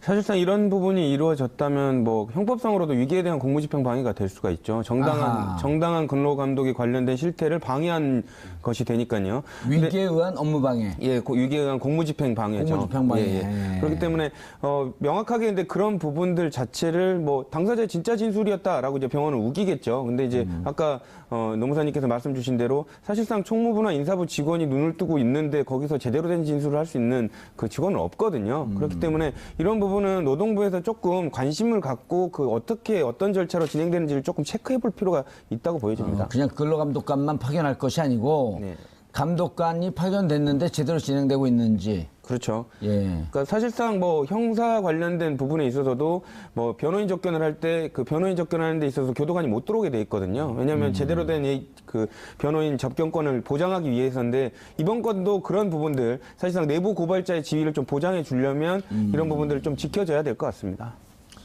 간호사들에게 춤 연습 강요한 거는요? 그 업무와 관련된 업무 연관성 있는 행위가 아니잖아요. 그렇죠. 왜 춤을 추라 그래요? 그러니까 이게 춤을 추고 싶으면 지들이 추면 될 걸. 정말로 즐거운 분위기에서 자기들이 자발적으로 쳤다면 이거는 축제가 되겠죠. 근데 이제 그 제보가 들어온다시피 전부 다 하기 싫었고 자기 시간을 아껴가면서 그렇게 했다는 것 자체가 문제가 있는 건데 이거를 이제 회사 측에서는 전혀 문제가 없는 걸로 생각하고 있다는 듯한 이런 인식이 잘못된 건데 이런 인식이 계속 남아 있다면 뭐 노무사님도 아시겠지만 다른 부분에 있어서도 이렇게 불공정한 노동행위가 있었을 가능성이 높다. 이런 부분을 조금 추단을 해서 좀 살펴봐야 될 이런 좀 그 용의도 있을 것 같습니다. 이렇게 잘못하고도 인식하지 못하는 사람들을 위해서 좋은 제도가 있잖아요. 감옥 보내는 거. 그렇죠. 명백한 시그널이 되지만 예. 또 이런 분들은 또 요리조리 또 잘 빠져나가는 또 이런 재주들이 있으셔서 그런 부분들은 이제 그러고 빠져나가지 못하도록 촛불 누른 거 아니에요? 그렇죠. 집행을 좀 잘 해야죠. 예, 우리 그런 식으로. 조대진 변호사 얘기를 들으면 우리 시청자분들 그래서 감옥에 넣겠다는 거야 말겠다는 거야? 넣어야죠. 잘못이 있으면. 부당행위 했다는 거야 안 했다는 거야? 너무 몰아세우시는 것 같습니다. 예. 아니요, 저거는 이런 거예요. 예. 뭐냐면 변호사분들 법적으로 따지지만 국민들 감정으로 봤을 때 이미 완전 위법한 행위거든요. 그렇죠. 그러니까 저도 이 동영상을 국민들이 모두가 다 전문가가 될 필요가 없어요. 우리가 위법한 것 같은데? 그럼 그 다음에 노무사, 변호사분들이 알아갖고 그 회사에다 병원에다가 적절한 조치를 취할 수 있게끔 고소를 하고 고발하고 그럼 마지막에 감옥 보내고 이명박 전 대통령하고 함께 무상급식 받게 하고 네. 왜냐면 그 뭐 김진태 의원한테도 그 후원금을 강요했다고 하는 얘기도 나와요? 아, 그 부분은 좀 확인이 안 된 건가요? 네, 정확하게 일단 저희한테 제보된 부분은 아니라서요. 아, 그건 그 얘기하지 부분 저희도 마세요. 이제 감옥 갈 수 확인하고 있습니다. 노무사님이 여기서 네. 얘기하다 감옥 가면 안 되잖아요. 네. 감옥 가고 싶어요? 예. 자, 그런데 아까 제가 그 동영상 잠깐 보니까 정말 저거 원치 않고 춤을 추면 정말 창피하겠어요. 저 수치스러움. 예. 그 제보 내용을 좀 소개해 드릴까요? 예. 그러니까 이게 병원 측에서는 이게 자발적인 직원들의 어떤 그냥 이제 행사다라고 얘기를 하고 있는데 일단 문제가 뭐냐면은 이 일손 가족의 날이라고 하는 행사를 매년 이제 항상 9월 말쯤에 일요일 날 이제 하는데 거의 한두 달을 연습을 한대요. 한두 달 동안? 네. 그리고 이제 이게 연습 시간이 근무 시간 중에도 차출되는 경우도 없지 않고요. 그럴 경우에는 남아있는 다른 분들이 더 그러니까 해야 될 문제도 있는데 아, 그러네. 주로는 이제 일찍 출근하게 하고 끝나고 한두 시간 연습하게 하고 예. 가게 하고 자, 이런 거를 사실은 누가 하고 싶겠습니까? 게다가 아까 영상에 나왔습니다만 이제 각종 이 무대 의상이 있지 않습니까? 이런 것도 그 자기 돈을 사게 하고 또 연습하는 시간 의상도 자기 돈으로 산 거예요? 그랬다는 제보도 저희가 많이 접수를 했습니다. 그리고 또 이제 연습하는 시간 중에 이제 간식이나 식대도 들 거지 않습니까? 그런 것도 돈 모아서 이제 해결하고 그러니까 과연 이걸 정말 자발적으로 자기 하고 싶어 했을까? 저희한테 제보된 내용들을 보면은 정말 다들 너무 정말 이 울분에 공감할 수 있는 내용들인데요. 너무 수치스러웠다든지 너무 힘들었다든지 또는 이것 때문에 일에 사실 지장을 주기까지 했다는 그런 내용까지 많습니다. 아니, 당연하죠. 네. 우리가 근무 시간에 5명이 근무해야 될 시간에 2명이 빠져나가요. 그럼 3명이 5인분의 일을 해야 되잖아요. 네, 그렇죠. 과도한 노동이죠. 두 분 빠지고 또 저녁에 또 하면서 그 추가 근무 수당 안 주고. 네. 근데 이거 누가 지시했다라고 한 사람은 없잖아요, 지금. 그러니까 정확하게 지시한 사실은 확인되지는 않습니다만은 제가 들어온 제보에 따르면은 이 연습을 하고 있을 때 그 병원 측 임원이나 관리자들이 와서 그 본대요. 그러니까 뭐 잘 연습하고 있냐 이렇게 보러 격려 차원에서 왔는지는 모르겠지만 사실 그런 상황이라고 한다면 특히 또 간호사분들 중에서는 주로 이제 신입 직원분들은 어김없이 이렇게 됐다고 하는데 이걸 과연 자발적으로 과연 했다고 할 수 있는가? 사실상에 이거는 강요이고 직접적인 강요가 없었다고 지시가 없었다고 하더라도 그 묵인 방조했다는 그것만으로도 사실은 이거는 간접적으로는 지시했다고 볼 수밖에 없는 아니죠. 누군가 강요했고 예를 들었고 이럴 때 이제 변호사님도 계시지만 늘 조폭 이론이 동원이 되거든요. 조폭 두목은 야, 쟤네들 좀 건방지네. 이 정도까지 하는 거지. 가서 세 번째 손가락을 부러뜨리고 팔을 진단 4주가 나오도록 때리고 이렇게 지시한다는 거 아니거든요. 네.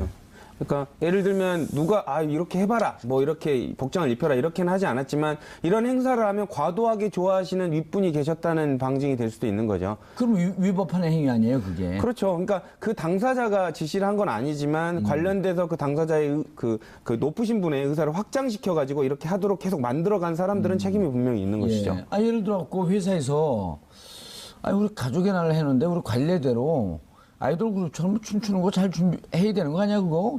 작년에도 했는데. 그럼 이게 명백한 지시 아니에요. 그렇죠. 군대하고 비슷합니다. 군대에서 장기자랑 뭐 마음에 들어가고 하는 사람이 몇 명이 있습니까? 대대장이나 뭐 관련된 군 간부들이 이렇게 하는 게 좋지 않을까? 너네 알아서 해. 그러면 처음에 했던 그 좋지 않을까가 그 행사의 주제가 되는 것처럼 이것도 아마 그랬을 가능성이 높아 보입니다. 그럼 그렇게 높은데 그러면 이렇게 춤을 강요하고 그런 건 어느 법에 해당되냐는 거예요? 그러니까 이게 되게 애매한 겁니다. 어쨌든 막 끌려가가지고 감금당하면서 춤만 춰라 이렇게 했으면 당연히 범죄가 되지만 그래도 자기가 거역할 수 있는 기회는 있지 않았습니까? 뭐 누구누구님, 뭐 간호사님, 저는 이게 부당합니다라고 말할 기회는 있었는데 결국에는 너가 조금은 싫더라도 참여한 거 아니냐 이런 식으로 해명해버리면 형법상 이제 법망은 빠져나갈 가능성이 충분히 있어버린다는 얘기죠. 근데 우리나라 신입 직원이 가서 이거 눈 부릅뜨고 과장님 이거 부당한 노동행위의 지시입니다. 이거 할 수 없습니다. 왜 우리가 춤을 춰야 합니까? 이렇게 얘기할 사람이 몇 분이나 되겠어요? 그렇죠. 어렵죠. 그러니까 저희 직장갑질 119에서 제보를 받다 보면 제일 많이 하시는 말씀들이 그거예요. 그러니까 이게 익명 보장되냐, 예. 노동청에 뭐 익명으로 신고 가능하냐. 참 이게 어려운 부분이죠. 실제로 이제 뭐 잔업특근 많이 하는 회사에서 시간수당 지급하지 않는다고 했을 때 법적으로는 그건 명백히 위법이기 때문에 신고하시 받을 수 있습니다라고 말씀드리지만 그럼 뭐 하겠습니까? 사장 신고하세요. 이게 무슨 답이겠어요. 신고해서 못 받으면 받을 수는 있겠지만 그 뒤부터 직장 생활은 괴로워지겠죠. 그러니까 이런 부분을 좀 이렇게 이런 현실을 좀 감안해서 좀 다른 실질적인 어떤 좀 장치들, 제도들이 마련돼야 된다고 봅니다. 그러니까 강요죄에서 실제로 조사를 해보면 그 강요한 사람은 그 조사 받으러 가서 그런 얘기를 합니다. 나는 걔가 이 정도로까지 싫어할 줄 몰랐어요. 그리고 당사자 불러와서 그럼 그때 나한테 말하지 그랬냐 이런 식으로 넘어가거든요. 예. 근데 이 사건도 비슷하지 않을까 싶습니다. 재단 측 설명이 아주 가당찮아요? 간호사들에게 춤추라고 지시한 적이 없다. 그럼 간호사들 다 뭐 정신 이상인가요? 지시하는데 지들끼리 가서 춤추게? 물론 직접 지시하지 않았을 수도 있습니다. 그러나 행사를 계속 주최해 온 건 재단이었던 거고요. 그 행사에서 매년 이런 코너가 있어 왔습니다. 라고 한다면 제정신이 박힌 이런 이제 회사 임원이고 관리자라고 한다면 문제의식을 느꼈어야 되는 거죠. 느끼지 못한다 자체가 저는 좀 문제라고 생각하고요. 이런 거에 계속 또 제가 제보 하나 말씀드릴게요. 예. 이게 사실은 내부에서도 문제제기가 없지 않았던 것 같아요. 과거에도. 그래서 한 번은 저는 제보 들어온 내용인데 간호사분의 이제 남자친구분이 이렇게 이제 행사 그 동영상을 보고 나서 화가 나죠. 화가 나가지고 병원 네이버 이런 거 얘기 되나요? 네이버 네. 네이버에다가 이렇게 글을 올렸대요. 그거를 이제 병원 관리자가 본 것 같습니다. 그래서 그다음 어떻게 생겼냐면은 이 간호부장님이 이거 누구냐고 이렇게 추적하고 이거 당장 밝혀내라고 하는 그런 제보도 제가 접수됐거든요. 그러니까 이런 걸 봤을 때 과연 이게 직접적으로 이렇게 해서 이런 정확하게 우체로 시키는 것만 시키는 거냐? 그거 아니라는 거죠. 네. 예. 야, 이게 보니까요. 이게 일송여당 산하에 5개 병원이 있고 대학은 한림대학이죠. 네. 장남이 일송학원을 책임지고 있고 한림대학교 5개 성심병원, 그다음 차남이 강동성심병원을 운영하고 있고 삼천당 지약도. 이게 세상에 티나지 않은 준재벌인데요. 중견. 상당히 큰 규모의. 예, 저희도 지금 이 재단과 병원의 어떤 그 구조에 대해서 지배 구조 이런 부분도 좀 확인하고 있는데요. 이게 되게 복잡하게 좀 되어 있더라고요. 지금 예를 들면 사실 이 문제 터지기 전에 강동성심병원의 임금 체불 문제가 먼저 터졌었습니다. 그래서 사실은 이게 그것 때문에 여파가 없지 않았는데요. 240억입니다. 240억이요? 네. 혹자는 노동부 설립 이후에 단일 사업장 임금 체불 사건으로는 최대치다라고 얘기하는데요. 이 중에 하나 있는 거예요. 강동성심병원이 이 중 5개 병원 중 하나. 네. 근데 강동성심병원의 재단은 약간 분리가 돼 있는 것도 같아요. 형식적으로는. 일송재단의 이사장님의 아드님이 그쪽에 이사장으로 돼 있으셔가지고 형식적으로 구분은 돼 있는 것 같지만 저희가 좀 확인해 본 바로는 사실상 실질적으로 같이 운영되고 있는 것으로 그렇게 보입니다. 조금 그 회사 내부 구조 이런 부분을 저희가 좀 확인 중에 있습니다. 예. 야, 이거 교육부에서도 감사 요건이 될 것 같은데요. 일단 한림대 재단, 일송재단이 학교를 기반으로 해가지고 큰 재단이거든요. 예. 한림대학교 그리고 춘천에 있는. 그렇죠. 설립 때 꽤 의미 있고 지방이지만 꽤 교수 역량도 좋고 탄탄하고. 예, 그렇게 아주 정평이 나 있었던 학교인데. 그렇죠. 연구도 많이 한다고 했었고 예. 지방에 있는 학교로서는 뭐 손꼽히는 학교였습니다. 그래서 의대도 거기 가는 의대 학생들이 뭐 되게 성적이 좋고 예. 실력이 있다고 해서 이렇게 되게 호평을 받던 학교였는데 어쨌든 그걸 기반으로 해서 여러 가지 병원들 수도권에 있는 병원들도 많이 개설을 한 걸로 알고 있습니다. 그 중에 하나가 이제 대표적인 게 서울의 이제 강동 성심병원에 이었는데 규모도 꽤 큽니다. 여러 개의 건물들도 새로 짓고 있고 시설도 첨단화된 것들이 많아서 많은 사람들이 이용을 하고 있는데 논란의 중심이 지금 이번에 된. 그러니까 학교에 소속되어 있는 병원이 성심병원이 5개고 강동 성심병원은 또 별도로 나와 있는 거네요.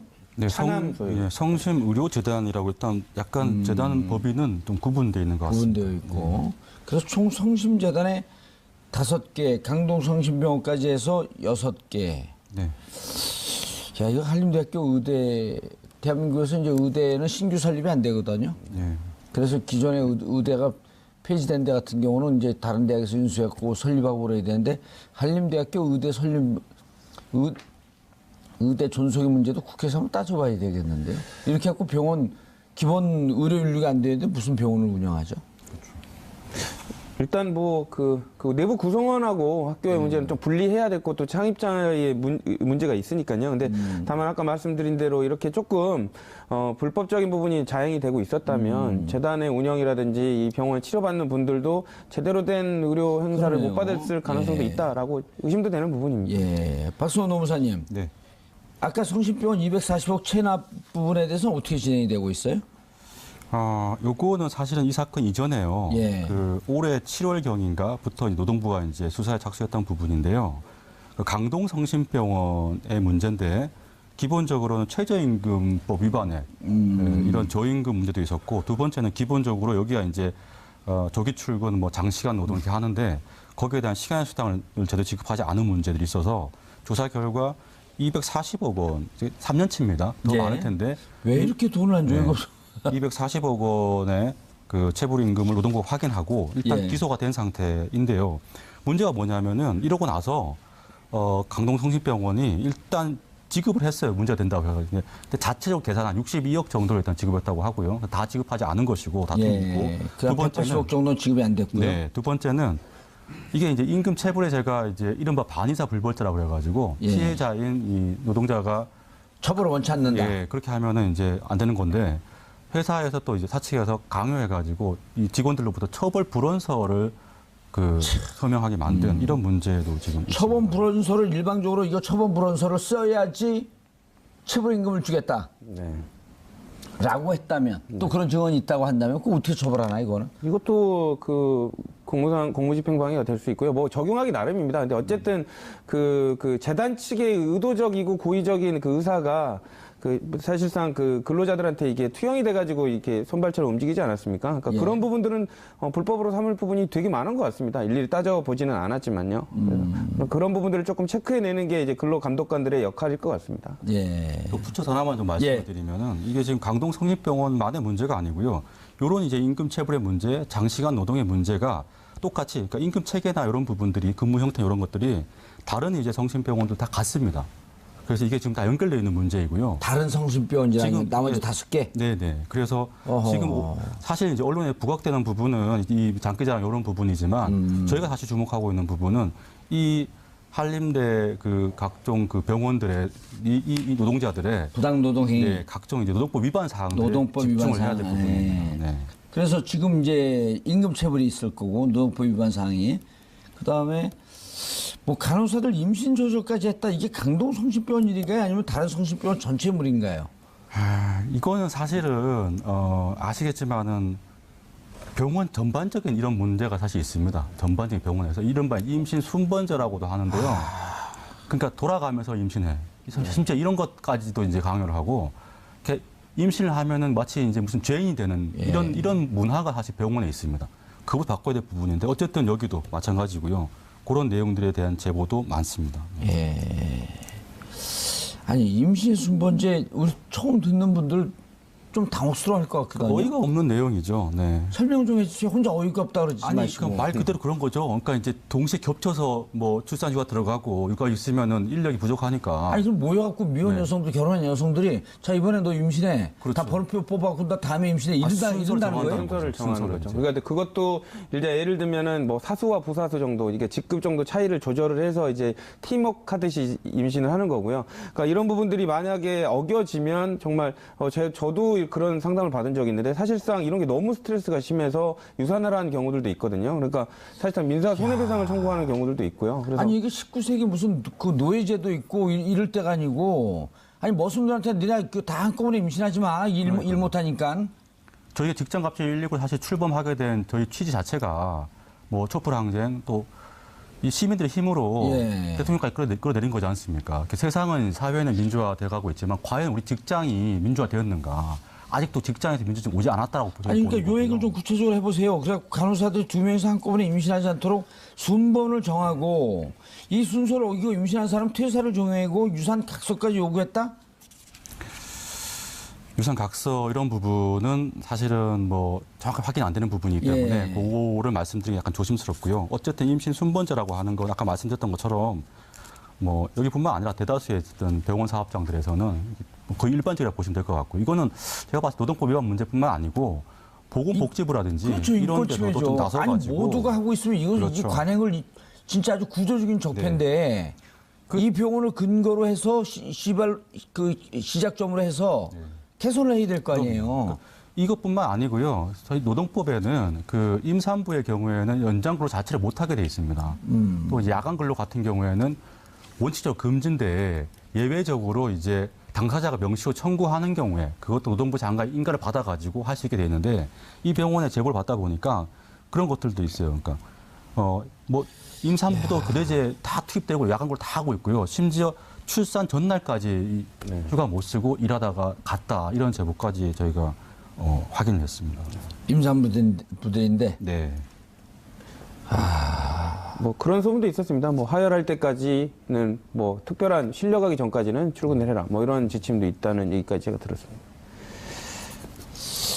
자, 그리고 또 중증 환자들을 돌봐야 하는 중환자실 간호사들 빼내서 재단 이사장 개인 간호를 시켰다? 이 폭로도 있는데요. 네, 요거는 이제 저희한테 직접 제보된 부분은 아닌데요. 예. 저희도 일단 지금 제가 이 문제가 부각이 되니까요. 저희 오픈 채팅방에도 기자님들이 너무 많이 들어와 계세요. 들어오셔가지고 다들 이제 단독을 원하시기 때문에 개인적으로 다들 좀 제보해 달라고 하다 보니 약간 좀 뭐랄까 창구가 좀 애매해지는 부분이 있는데. 가두리 양식장이 됐네, 졸제. 약간 그래서 사실은 다양한 갑질 사례 제보 받고 예. 상담해 드리고 해야 되는데 일단 이 문제가 부각되면서 일단 당분간 좀 불가피할 것 같은데 여기에 조금 집중을 하시는 상황이 되어 있습니다. 기자도 여기 들어왔고 그 사람들한테 컨택을 해서 개인적으로 제보를 해달라? 네. 그건 지난 9년 동안에 그 이른바 기레기라고 욕먹던 그 기자들의 행태인데 여기 와서 그러고 있단 말이에요? 저희가 공지를 좀 드리는 것은 어쨌든 당사자 신원 보호 문제도 있고 하기 때문에 어쨌든 저희 통해 가지고 좀 연락을 주시면 저희가 최대한 또 사례도 넘겨드리고 가능하신 분이 계시다면은 직접 인터뷰도 하고 이런 방식. 오히려 여기다가 연락을 했고 기자들이 개별적으로 이렇게 요청할 게 아니고 이 사례를 제보한 분들 우리가 연락을 해서 뭐 좀 취재할 수 있겠습니까? 이렇게 얘기를 해야 되는 거지 이게 여기 들어가고 또 장사하는 거 아니에요? 저희 기자 윤리를 좀 생각하셨으면 좋겠는데 사건의 진행보다는 단독이 더 본인들은 탐나서 그런 거 아닌가라는 좀 아쉬움도 있습니다. 어쨌든 자리를 빌어서 요청을 좀 드리고요. 예. 네, 뭐 어쨌든 그래도 뭐 이걸 이슈화 시켜주시는 부분에 대한 감사함은 당연히 있습니다. 네. 그런데 이것도 지금 좀 짚어봐야 되겠는데 중환자실 간호사를 빼내서 재단 이사장 개인 간호를 시켰다. 그런데 전산상으로는 이 개인 간호 한 분을 근무지를 계속 중환자실로 허위 표기했다? 네. 이건 어디에 걸립니까? 이거 아주 종합 백화점에 보니까. 의료법 위반이죠. 의료법 관련해서 차트라든지 근무한 그 지역에 관련된 부분, 처방에 관련된 확인자에 관련된 부분을 잘못 쓰면 의료법 위반입니다. 예. 실질적으로 일반 병실에 있었음에도 불구하고 그 중환자실에 있는 걸로 했거든요. 그러니까 예. 지금 뭐 이사장은 일반 병실에 있었으니까요. 그러니까 어떻게 보면 그 의료법에 관련된 부분을 어기면서라도 그 이사장에 관련된 그 뭐 지원을 해야 되겠다라는 이런 부분들이 조금 많이 많았던 거죠. 예, 전산상의 자료를 폐기하고 있다? 그것도 증거인멸이 됩니다. 증거인멸 관련돼서도 그것도 의료법 관련해서 관련된 자료들을 또 보고한 기간이 있거든요. 예. 그걸 임의로 폐기할 수 없습니다. 노무사님 추가로 뭐 그 제보 들어온 거 꼭 짚어야 될 것들 여기뿐만 아니라 예. 제보로 들어온 부분들은 뭐 여기 관련해서는 좀 많이 있습니다. 뭐 예를 들면은 무슨 뭐 그 평촌역 주변 광장을 청소를 하게 하는 이게 일종의 이제 이 병원의 사회봉사 차원 이런 행사에 동원하는 것들이라든지 아직 정확하게 확인 안 되고 있습니다만은 약간 이제 뭐랄까 다단계 상품 그 구매를 강요하는 이런 것들도 있고요. 더 나아가서는 의료법 위반 부분들의 제보들도 들어오고 있어가지고 예를 들면요. 예를 들면은 이거 마취과에서 의사가 해야 되는 마취 처방 부분을 간호사에게 이제 시킨다든지 뭐 등등 물론 이제 확인되지는 않은 내용입니다. 그래서 어쨌든 지금 터지다 보니까 다양한 것들이 일단 들어오고 일단 있는데요. 또 확인되지 않아도 처방 그 제보 들어온 건 다 얘기를 해주셔야 돼요. 왜냐하면 이 사람들이 이렇게 제보가 들어왔는데 이 부분에 대해서 뭐 추가로 확인할 필요가 있겠다라고 하는 것까지만 우리가 얘기를 해도 우리 그 역할을 다 하는 건데 우리가 다 일일이 들어가고 확인할 수 없는 거거든요. 이런 건을 묶어서 노동부나 혹은 다른 복지부나 이런 데다 고발해야 될 거 아니에요. 네. 네, 하여튼 뭐 그런 내용들 일단 소개를 일단 드리고요. 근데 다만 말씀드렸던 것처럼 이게 너무 이 병원의 어떤 국한된 사례 또는 여기서 특히 그 장기자랑 문제로만 너무 이렇게 부각되지 않고 사실은 이 문제가 이제 전반적인 사실 병원업계뿐만 아니라 한국 사회 내외에는 사실 대다수 사업장에서의 문제이기 때문에 이런 부분에 이번 기회에 우리가 좀 아까 말씀하신 것처럼 무슨 이게 지금 이 기업이 무슨 왕정 국가 이런 게 아니지 않습니까? 그렇죠. 네, 왕이 아니지 않습니까? 무슨 노예를 부리는 것도 아니고. 적폐청산 얘기하는데 제일 중요한 부분은 저는 노동 적폐청산이라고 생각하고요. 알겠습니다. 직장인들의 대다수 어떤 생활을 유지할 시간을 보내는 직장에서의 민주화 이런 부분에 대해서 좀 인식을 달리하는 계기가 됐으면 좋겠습니다. 예, 알겠습니다. 감사합니다. 두 분 감사합니다. 고맙습니다. 11월 14일 화요일 정봉주 품격시대 마치겠습니다. 감사합니다. 하면 과거에는 이제 노사 갈등이었잖아요. 근데 이걸 노노 갈등으로 만든 겁니다. 그래서 노노 갈등이 일어나면 이게 진짜 해결하기가 가장 어렵잖아요. 그러니까 그렇게 아주 잔인한 수법을 쓴 거죠. 마지막 경력 기자 채용을 했을 때가 제가 기억이 나는데요. 얼마 안 된 일이에요. 그때 MBC 내부에서 어떤 얘기가 나왔냐면은 나중에 우리가 밀려 나갔을 때를 대비해서 그런 자격증이나 전문직을 갖고 있는 기자들을 가급적이면 뽑았다는 얘기가 돌았어요. 예를 들면 뭐 법무사 자격증 있는 사람이나 노무사 자격증 있는 사람이나 가급적 그런 사람들을 뽑았다. 우린 여기서 오랫동안 버틸 거다. 그런 전략까지 가지고 기자를 뽑았다는 얘기가 있었거든요. 기자가 기사 잘 쓰고 취재 잘하는 능력으로 뽑은 게 아니고 나중에 그 자기들 밀려났을 때 정권이 바뀌고 뭐 이런 걸 갖고 싸우려고 그런 거에서 우린 끝까지 버티겠다고 하는 전략을 갖고 기자를 뽑았다는 얘기까지 심지어 나왔거든요. 그러니까 그들도 사실은 우리가 언젠간 여기에서 이런 방식으로 들어왔기 때문에 또 언젠가 또 나갈 수밖에 없는 상황이 될 거라는 것들을 아마 충분히 다 생각하고 있었을 거고 그렇기 때문에 지금 사장이 바뀐다고 하더라도 단순히 사장 하나 바꾸는 문제가 아니라 그 안에 내부 구성원들을 그러면 어떻게 할 거냐 이게 최대 숙제로 남을 수밖에 없는 거예요. 그럼 기억 안 나세요? MBC가 그 사원 뽑을 때 신입사원 뽑을 때 사상 검증한다고 문제가 됐었어요.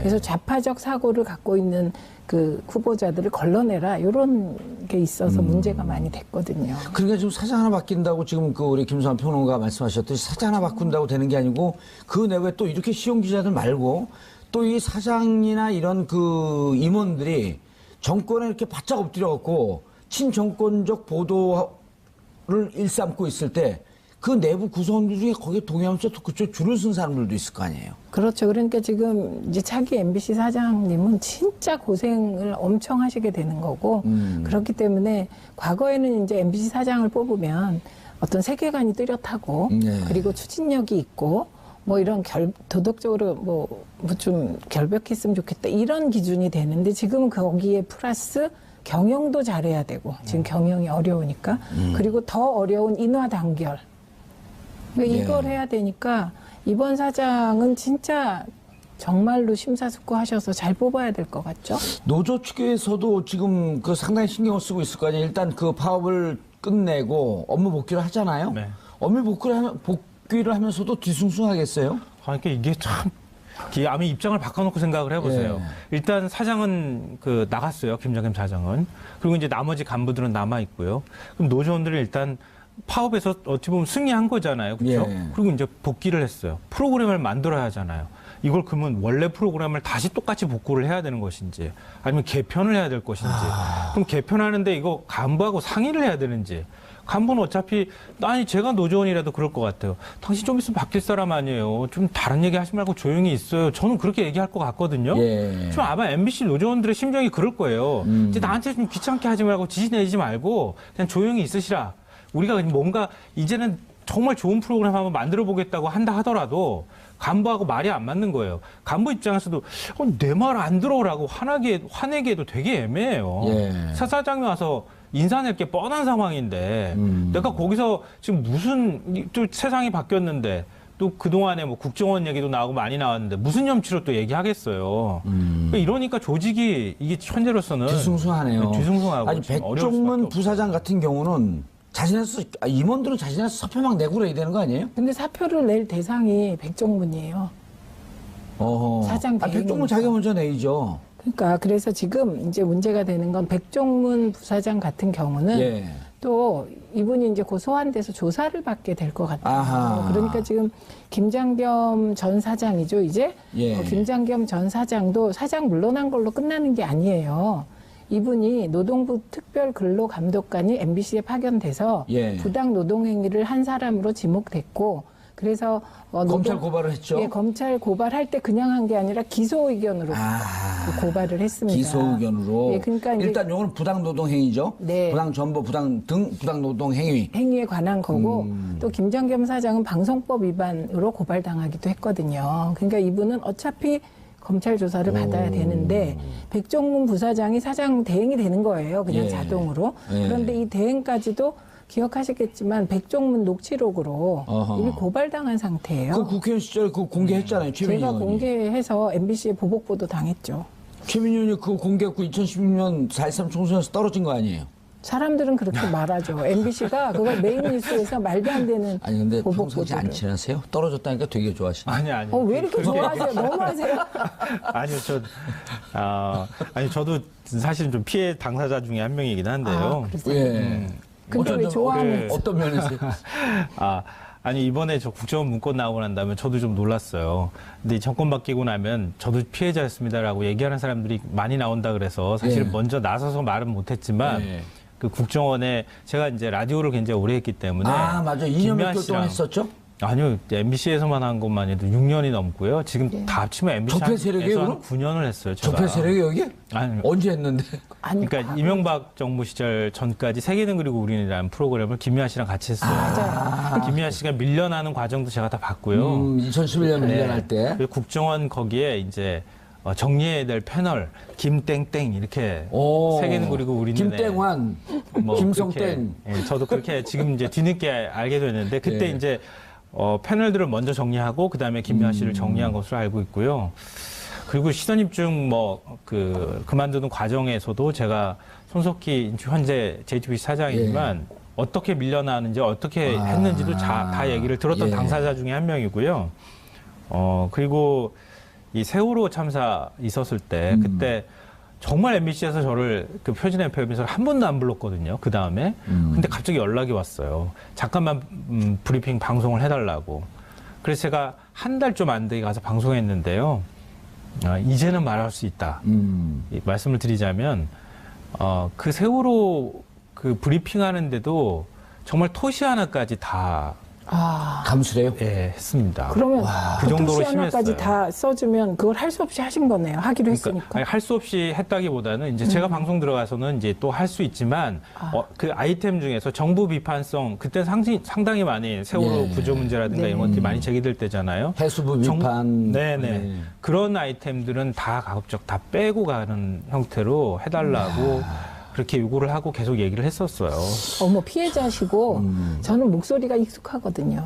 네, 얼굴보다 목소리가 더 익숙한 분이세요. 그래요? 네. 얼굴도 있는 분이에요. 그런데 제가 그때 들은 얘기 중에 되게 인상적인 게 그 손석희 지금 현재 사장을 백분 토론하고 시선 집중해서 나가게 해야 되는데 그때 사장이 김재철 사장이 있을 김재철 사장 그다음? 전에 엄기영 사장이 엄기영 있을 때. 네. 이제 사장실로 불렀을 거 아니에요. 그래갖고 둘이 이렇게 앉아서 얘기를 해야 되는데 아무 말도 하지 않고 1시간을 가만히 있었다. 그리고 그만두게 됐다. 그러니까 그 전부터 계속 그만두라고 하는 메시지가 굉장히 오랫동안 있었고요. 반복적으로 있었고. 손석희 사장도 그 고난의 행군을 좀 했네요. 그럼요. 좀이 했었죠. 아니죠. 그래서 어떻게 했냐면은 또 이래서 말할 수 있다 말씀드리면 손석희 사장하고 작가들하고 아이템을 별도로 회의를 했어요. PD를 빼고. 왜냐하면 PD를 넣으면 위에 보고가 돼서 이거 하라 하지 마라라고 끊임없이 얘기를 했기 때문에. PD는 지금 여기 정찬현 사장이 PD였었는데 그때? 아유, 그분 말고 다른 분. 예. 그러니까 그렇게 하면 PD는 위에서 간부들 계속 보고를 해라. 아이템 보고를 하라고 계속 강요를 했으니까 PD 입장에서는 아이템이 뭐다라고 보고를 할 수밖에 없었고, 그러면 또 PD도 이상해지잖아요. 그러니까 PD한테 거꾸로 부담을 주지 않기 위해서 작가하고 손석희 사장하고 따로 방을 만들어서 따로 아이템 협의를 하고 보고를 잘 안 하고 그렇게 할 정도였어요. 그렇게 간섭이 심했어요. 그러니까 이게 내용에 대한 간섭이 심했네요. 그러니까 그냥 심한 정도가 아니었죠. 보도 제작 자율성이란 단어가 없어졌던 9년이다 이렇게 생각하시면 됩니다. 맞습니다. 그러니까 나라 없는 나라 잃은 9년. 나라 일은 그러니까 일제가 아니 나라가 없었어요. 이게 나라냐 그랬잖아요. 나라 없는 9년이었는데. 근데 이게 MBC만 그런 게 아니었고요. 저는 이제 여러 개 방송사에서 라디오를 하고 그랬었기 때문에 잘 알지만 다 금치고 같은 게 다 있었어요. KBS도 있었고, YTN도 있었고. 뭐 YTN도 뭐 그 다음에 많은 논란이 많았지만 MBC도 제가 직접 경험한 것만 말씀드리면 KBS, MBC 같은 경우에는 다 그런 게 있었어요. 그래서 이거 빼주세요, 이거 넣어주세요, 다 그런 거 하고 이 표현 하시지 말고 이렇게 해주세요. 이런 것들을 계속 끊임없이 패널들한테 얘기를 했고요. 그래서 저는 한편으로는 MBC에서 그렇게 잘리고 난 다음에 그 다음에 CBS로 갔거든요. 그러니까 저는 CBS로 가서 지금 이제 한 5년 9개월, 10개월 정도 가까이 했어요. 김현정의 뉴스쇼를 라디오를 매일 하고 있는데요. 저는 거기 갔다는 게 약간 뿌듯해요. 그리고 그게 뭐 해방된 느낌이셨겠군요. 네, 저는 거기에서 이거 하지 마라, 이거 하라라는 얘기를 들어본 적이 없어요. 한 맺히신 것 같아요. 아니 우리는 이게 정권이 바뀌고 난 다음에 지금 방송을 하는데 일체 관여를 안 해요. PD가 예를 들어 방송하는데 그 스튜디오 안에 들어가도 나가라 그러거든요. 그러니까 그전에는 이것과 완전히 반대였었네요. 자기가 할 내용을 그대로 원고로 제출해서 거기에서 토시 하나 안 틀리게 수정을 해주면 그걸 그대로 읽을 수밖에 없었던. 근데 이제 생방일 경우 패널들이 김성환 선 자, 11월 14일 화요일 첫 번째 주제는 김장겸 MBC 사장 해임. 지금 신분은 김장겸 씨 전 사장 함께 하실 두 분 소개합니다. 방송통신위원회가 아닌데 방송위원회 부위원장을 역임하셨던 최민희 전 더불어민주당 의원 자리하셨습니다. 안녕하세요. 예, 정확하죠. 방송통신위원회가 아니죠. 방송위원회. 네, 구방송위원회. 구방송위원회. 네. 저게 이제 방송통신위원회로 네, 통폐합된 네, 거고. 예. 자, 김성환 평론가님 자리하셨습니다. 네, 안녕하세요. 예. 노조들이 좋아했죠. 노조원들이. 그쵸. 예, 오늘은 실컷 울어도 된다. 오늘은 실컷 웃어도 된다. 71일 됐어요, 벌써. 네, 네. 오늘 해임된 건가요? 어제도 해임됐죠. 어제? 네. 오늘이 아니고. 네. 자, 시청자 여러분들께서도 샵 5400으로 다양한 의견 보내주시기 바라겠습니다. 페이스북 라이브로도 지금 시청하실 수 있습니다. 어제, 어떻게 됐나요? 그 과정 좀, 경과 좀 설명해 주시죠. 어제 방금 그 자료 화면이 나왔는데, 네. 최강욱 변호사 무서워요. 막 아무나 화내.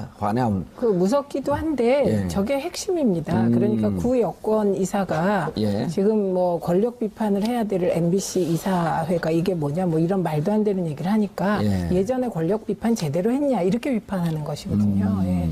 그러니까 과거에 MBC가 완전히 친 이명박, 친 박근혜 방송으로 거의 뭐 인식되지 않았습니까? 근데 그때는 권력 비판 안 하고 정권 바뀌니까 권력 비판의 잣대로 이제 문제를 삼으니까 저렇게 예리하게 말씀을 하신 것 같고요. 이 과정은 이렇게 됩니다. 원래 박문진 이사회에서 MBC 사장을 선임하는데요. 박문진 이사회는 총 9명입니다. 방송문화진흥회죠? 네, 9명인데 그게 성향상 여권 이사가 6명, 야권에 견제하는 이사가 3명입니다. 이제 그 상태에서 정권이 교체됐는데요. 그 구 여권 6명의 이사 중에 2명이 사퇴를 하게 됩니다. 그러니까 당연히 이제 이번에 그러니까 여권 이사 2명 충원돼서 6대3이 거꾸로 5대4가 된 5대4가 것이죠. 됐죠. 근데 이제 그 상태로는 사장 문제를 처리할 수가 없습니다. 왜냐하면 고영주 이사장이 그대로 이사장이었기 때문에. 그래서 고영주 이사장 해촉 결의안을 이사들께서 냈고 고영주 이사장이 이사장에서 물러나고 그냥 이사로 남게 됩니다. 그 상태에서 김장겸 사장 해임 결의안을 이제 여권 이사들이 올린 거고요. 그렇게 되면 절차가 김장겸 사장이 나와서 소명을 하게 됩니다. 그런데 김장겸 사장이 소명을 하러 그 방문진 이사회가 열리는 곳에 들어가려다가 중간에 소명을 포기했습니다. 그래서 이제 해임이 의결됐고요. 해임이 의결된다고 또 사장에서 물러나는 게 아니고 MBC는 주주회사입니다. 그래서 방문진하고 30%의 지분을 가지고 있는 정수장학회가 막 같이 모여서 주주총회를 해야 되거든요. 그런데 어제 사장 해임 결의안이 방문진 이사회에서 통과되자마자 바로 MBC 주총을 열어서 해임을 의결해 버렸습니다. 주총 열면 뭐 그 과반수 이상 참석하고 그래야 되는 거 아닌가요? 근데 어차피 방문진 이사회가 70%이기 때문에. 전 뭐 어제 이사회 관련해서 좀 유감을 표명해야 되는 게 있는데요. 고영주 이사와 관련해서 전 이사장이기도 했고 이렇게 중요한 이사회가 열리고 있는데 고영주 이사는 어디가 있었습니까? 박정희 기념도서관에 동상 만들어서 헌정한다고 해서 그 자리에 가가지고 시위하고 있었어요. 애당초 정치성에 좀 문제가 있었던 분이네요. 원래 뭐 너무 많이 알려져 있었는데요. 공안검사 출신이죠. 우리나라의 마지막 공안검사라고 불리는 인물이기도 합니다. 그래서 아주 유명하죠. 법조계에서도 유명한 인물이고 뭐 문재인 대통령을 향해서 공산주의자라 그랬나요? 뭐라 그랬나요? 공산주의자라 그랬죠. 그렇게 얘기를 하기도 했었고. 의원들이 지금 공산화 됐습니까? 그랬더니 원래 이념대로 했으면 공산화가 됐을 텐데. 그러게요. 생각을 바꿔갖고. 뭐 적화가 되니 어쩐 이런 소리를 하고 있는데요. 그런 사람이 방송사 대주주인 방송문화진흥의 이사장을 맡았다는 것 자체가 비극이라고 생각하고요. 그러니까 그런 이사장이 MBC를 사실상 지배하는 이사회 이사장을 맡고 있었으니까 MBC가 제대로 된 독립 경영을 하고 독립 언론으로서 공정성 있는 보도를 할 수 있었겠습니까? 그게 상징적으로 보여주는 거라고 생각하고요.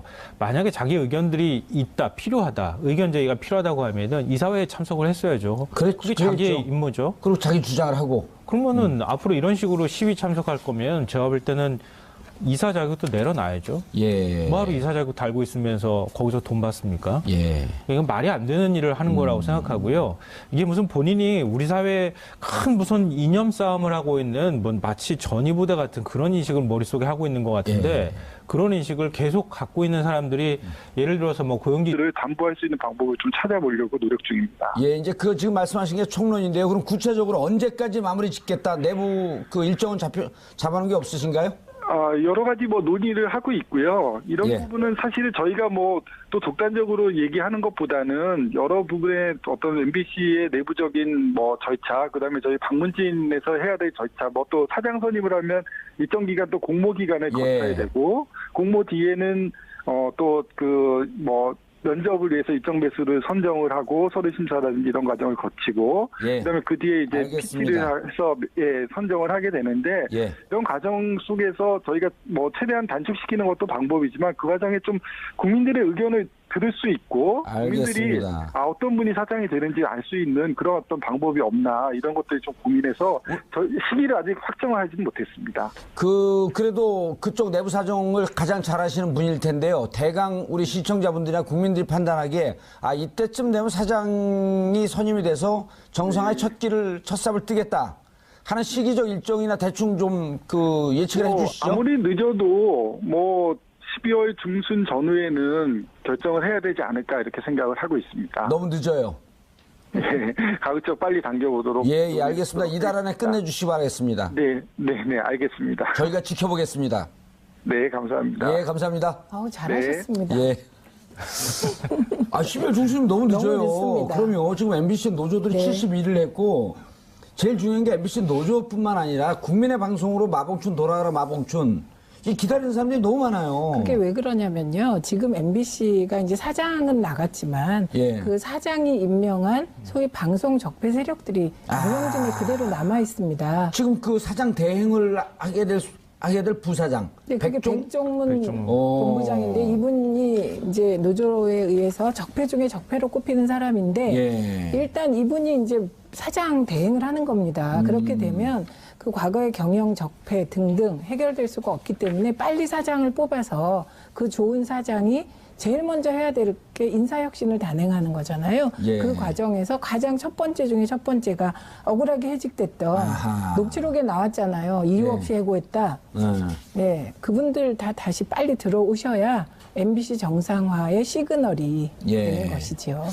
지금 이제 그 차츰차츰 좀 정상화하기 위해서 과제들 하나씩 둘씩 풀어나가야 되잖아요. 그렇죠. 저도 이제 파업 들어간 직후에 MBC 쪽에 가가지고 커피를 한 잔씩 사줬어요. 평소에 아는 MBC 출신이세요? 아니요, 그건 아니고요. 평소에 친하게 지내는 PD들이나 이런 사람들한테 뭐 어떻게 해줄 건 없고 예. 그런 거라도 좀 사줘서 뭔가 좀 이렇게 잘 배우 버텼으면 세력. 좋겠다. 저는 MBC 소유주였었어요. 국민들 소유니까 제 소유죠. 그 가장 큰 걱정은 그때도 제가 얘기를 해줬지만 이건 뭐 벌써 이 언론 생활을 저도 한 20년을 이 옆에서 봤는데 이길 수 없는 싸움을 김장겸 사장은 했던 거고요. 결국은 이제 언젠가 나갈 수밖에 없다는 걸 본인 스스로도 잘 알고 있었을 겁니다. 문제는 그러니까 나가고 난 다음에 그럼 어떻게 할 거냐 이거를 제일 걱정하고 있어요. 그러니까 지금 방금 전에 말씀하셨던 것처럼 지금 한 이제 보수 정권 9년 동안에 엄청나게 많은 사람들이 거기에서 승승장구하면서 다 지금 간부로 앉아 있단 말이에요. 근데 그 사람들을 그 어떻게 할 발언 거냐. 교정 좀 해주십시오. 나라 없는 9년 동안. 보수 정권이 아니라 나라 없는 9년 동안. 그러니까 9년 동안 그렇게 보냈는데 그러면은 지금 보직을 갖고 있는 간부급들은 어떻게 할 거냐. 그리고 지금 시용 뽑은 문제 이게 굉장히 그 사실은 고민거리인데요. 저도 정확한 명수는 잘 모르겠어요. 근데 보도국 기자들은 거의 신입을 안 뽑고 전부 다 경력 기자 형태로 뽑았거든요. 그 동안에. 근데 그분들 중에 또 노조에 간 사람들도 있잖아요. 최근에 이제 파업할 때 일부 가입한 것으로 저도 알고 있어요. 그것도 사실은 좀 고민거리긴 하지만. 어찌됐든 MBC 상황이 이렇다는 걸 알고 있음에도 불구하고 경력 기자로 지원해서 들어온 사람들이거든요. 그들도 어떻게 보면 살기 위해서 줄을 섰을지는 모르겠지만 어찌됐든 책임은 또 져야 될 필요가 있기 때문에 그럼 그런 사람들은 그럼 어떡할 거냐. 우리가 그러면 MBC를 앞으로 어떻게 조화롭게 이끌어 나갈 거냐. 이게 제일 큰 숙제고 고민거리더라고요. 이게 해보니까. 그러니까 지금 말씀하신 시용 기자 문제는 MBC가 이명박근혜 정권 9년 방송 장악에 적폐 중에 제일 문제되는 건데, 그러니까 방송국의 기자가 시용, 소위 비정규직이 도입된 게 처음이었습니다. 그게. 그러니까 기자는 전문직 중에 전문직이. 그분들이 비정규직이에요? 맨 처음에 비정규직으로 그게 비정규직으로 뽑았죠. 그랬다 정규직으로 전환시킨 거예요? 아니, 그거는 아직 그 정규직으로 다 전환된 건 아니죠. 일부만? 네. 그리고 지금 숫자를 제가 이렇게 카운팅하다 중간에 못했는데, 지금 되게 부당 정보 발령 해직된 기자가 총 200여 명 정도 되는 겁니다. 그러니까 그 숫자만큼 채웠다고 봐야 되겠죠, 되게. 그래서 요거는 얼마나 악랄한 거냐. 이사장, 전 이사장만 그런 게 아니라 다른 지금 야권 쪽 이사가 그렇다 그러면 그들도 저는 자격이 없다. 이사 내려놓고 그냥 거리로 나가면 되죠. 그러면 되죠. 뭐하러 거기 가가지고 그러고 있습니까? 참 한심하다는 생각이 들었습니다. 알겠습니다. 어제 그 박문진 이사회에 참석했던 이사 중에 한 분, 김경환 이사님이죠. 전화로 한번 연결해서 상황을 좀 한번 봐야 될 텐데 전화 연결됐나요? 예, 전화 연결 안 됐대네요. 아우 잘 됐다. 우리끼리 얘기할 시간도 없는데. 아, 네. 그래도, 예. 전화 연결. 이거 제 의사가 아니에요. 누군가 연결하라고 연결하는 거예요. 아, 근데 김경환 이사가 이제 새로 보충된 이사. 아, 그래요? 잘 아세요? 그 잘 알죠. 예, 연결됐답니다. 여보세요? 김경환 이사님? 네, 안녕하세요. 예. 어제 회의에 참석하셨죠? 네, 맞습니다. 이번에 새로 이사가 되셨고요? 네, 이번에 그 10월 30일 날 새로 이사로 임명됐습니다. 예, 그래서 어제 김장겸 MBC 사장 해임 결의안이 통과가 됐는데, 네. 저희가 방송 화면으로 그 자료 화면을 잠깐 봤어요. 김광동 이사인가요? 네네, 맞습니다. 정권이 이렇게 사장을 함부로 바꾸는 게 말이 되냐 하니까 또 그 독사 최강욱 이사가 한마디 세게 한 거 저희가 그림 봤는데 어제 분위기가 좀 어땠었습니까? 예, 뭐 전체적으로 이제 워낙 뭐 김장겸 이사가 이제 공영방송과 관련해서 중립적이지 않고 편파적인 뭐 행동을 했고 뭐 인사보복이라든지 많은 문제가 있었기 때문에 전체적 이사들의 뭐 전체적인 의견이나 이런 데 큰 차이는 없었다고 생각이 되고요. 다만 이제 야권 측이라고 저희가 통상적으로 말씀드리는데 일부 이사께서 김광동 그거에 이사죠. 대한- 일부 이사를 우리 시청자분들이 화냅니다. 예, 김양동 이사가 거기에 대해서 반론을 이제 제기를 하셨는데, 사실 뭐 좀 그 내용을 들으면서, 그 분위기를 좀 제가 이제 말씀을 드리면, 그 반론하신 내용을 저는 뭐 개인적으로 이게 언론노조 위원장이 해야 될 소리를 김광도 이사가 하는 거 아니라는 뭐 그런 생각이 들 정도로 좀, 자신의 입장, 여태까지 해왔던 이념적인 부분과 정반대되는 얘기를 하셔가지고 좀 상당히 좀 놀랬습니다. 권력에 대한 견제라고 하는 것은 심각하게 유린될 수밖에 없고, 그러니까 권력 견제를 못한다 이렇게 얘기하자마자 최강욱 이사가 무슨 얘기냐, 지난 9년 동안 권력 비판하는 것이 그렇죠. 언론의 사명 아니다. 예. 이렇게 얘기하던 사람들이 지금 무슨 와갖고 뭐 쥐닮은 소리를 하고 있냐, 뭐 이렇게 얘기를 하던데. 예. 그분들 주장은 뭐 이런 거예요. 뭐 저 김장겸 사장이 자기 뭐 해임에 당한 뒤에 뭐 권력으로부터 MBC의 독립을 끝까지 지켜내지 못해서 미안하다 이러면서 이제 뭐 장문의 글을 그 인터넷에 게재를 한 걸로 알고 있는데요. 그 내용을 보면 예를 들어 이런 겁니다. 뭐 그 과거에 뭐 MBC가 김대엽 병풍 보도도 했고 BBK 융단 폭격 보도도 했고 광우병 보도도 뭐 했는데 예.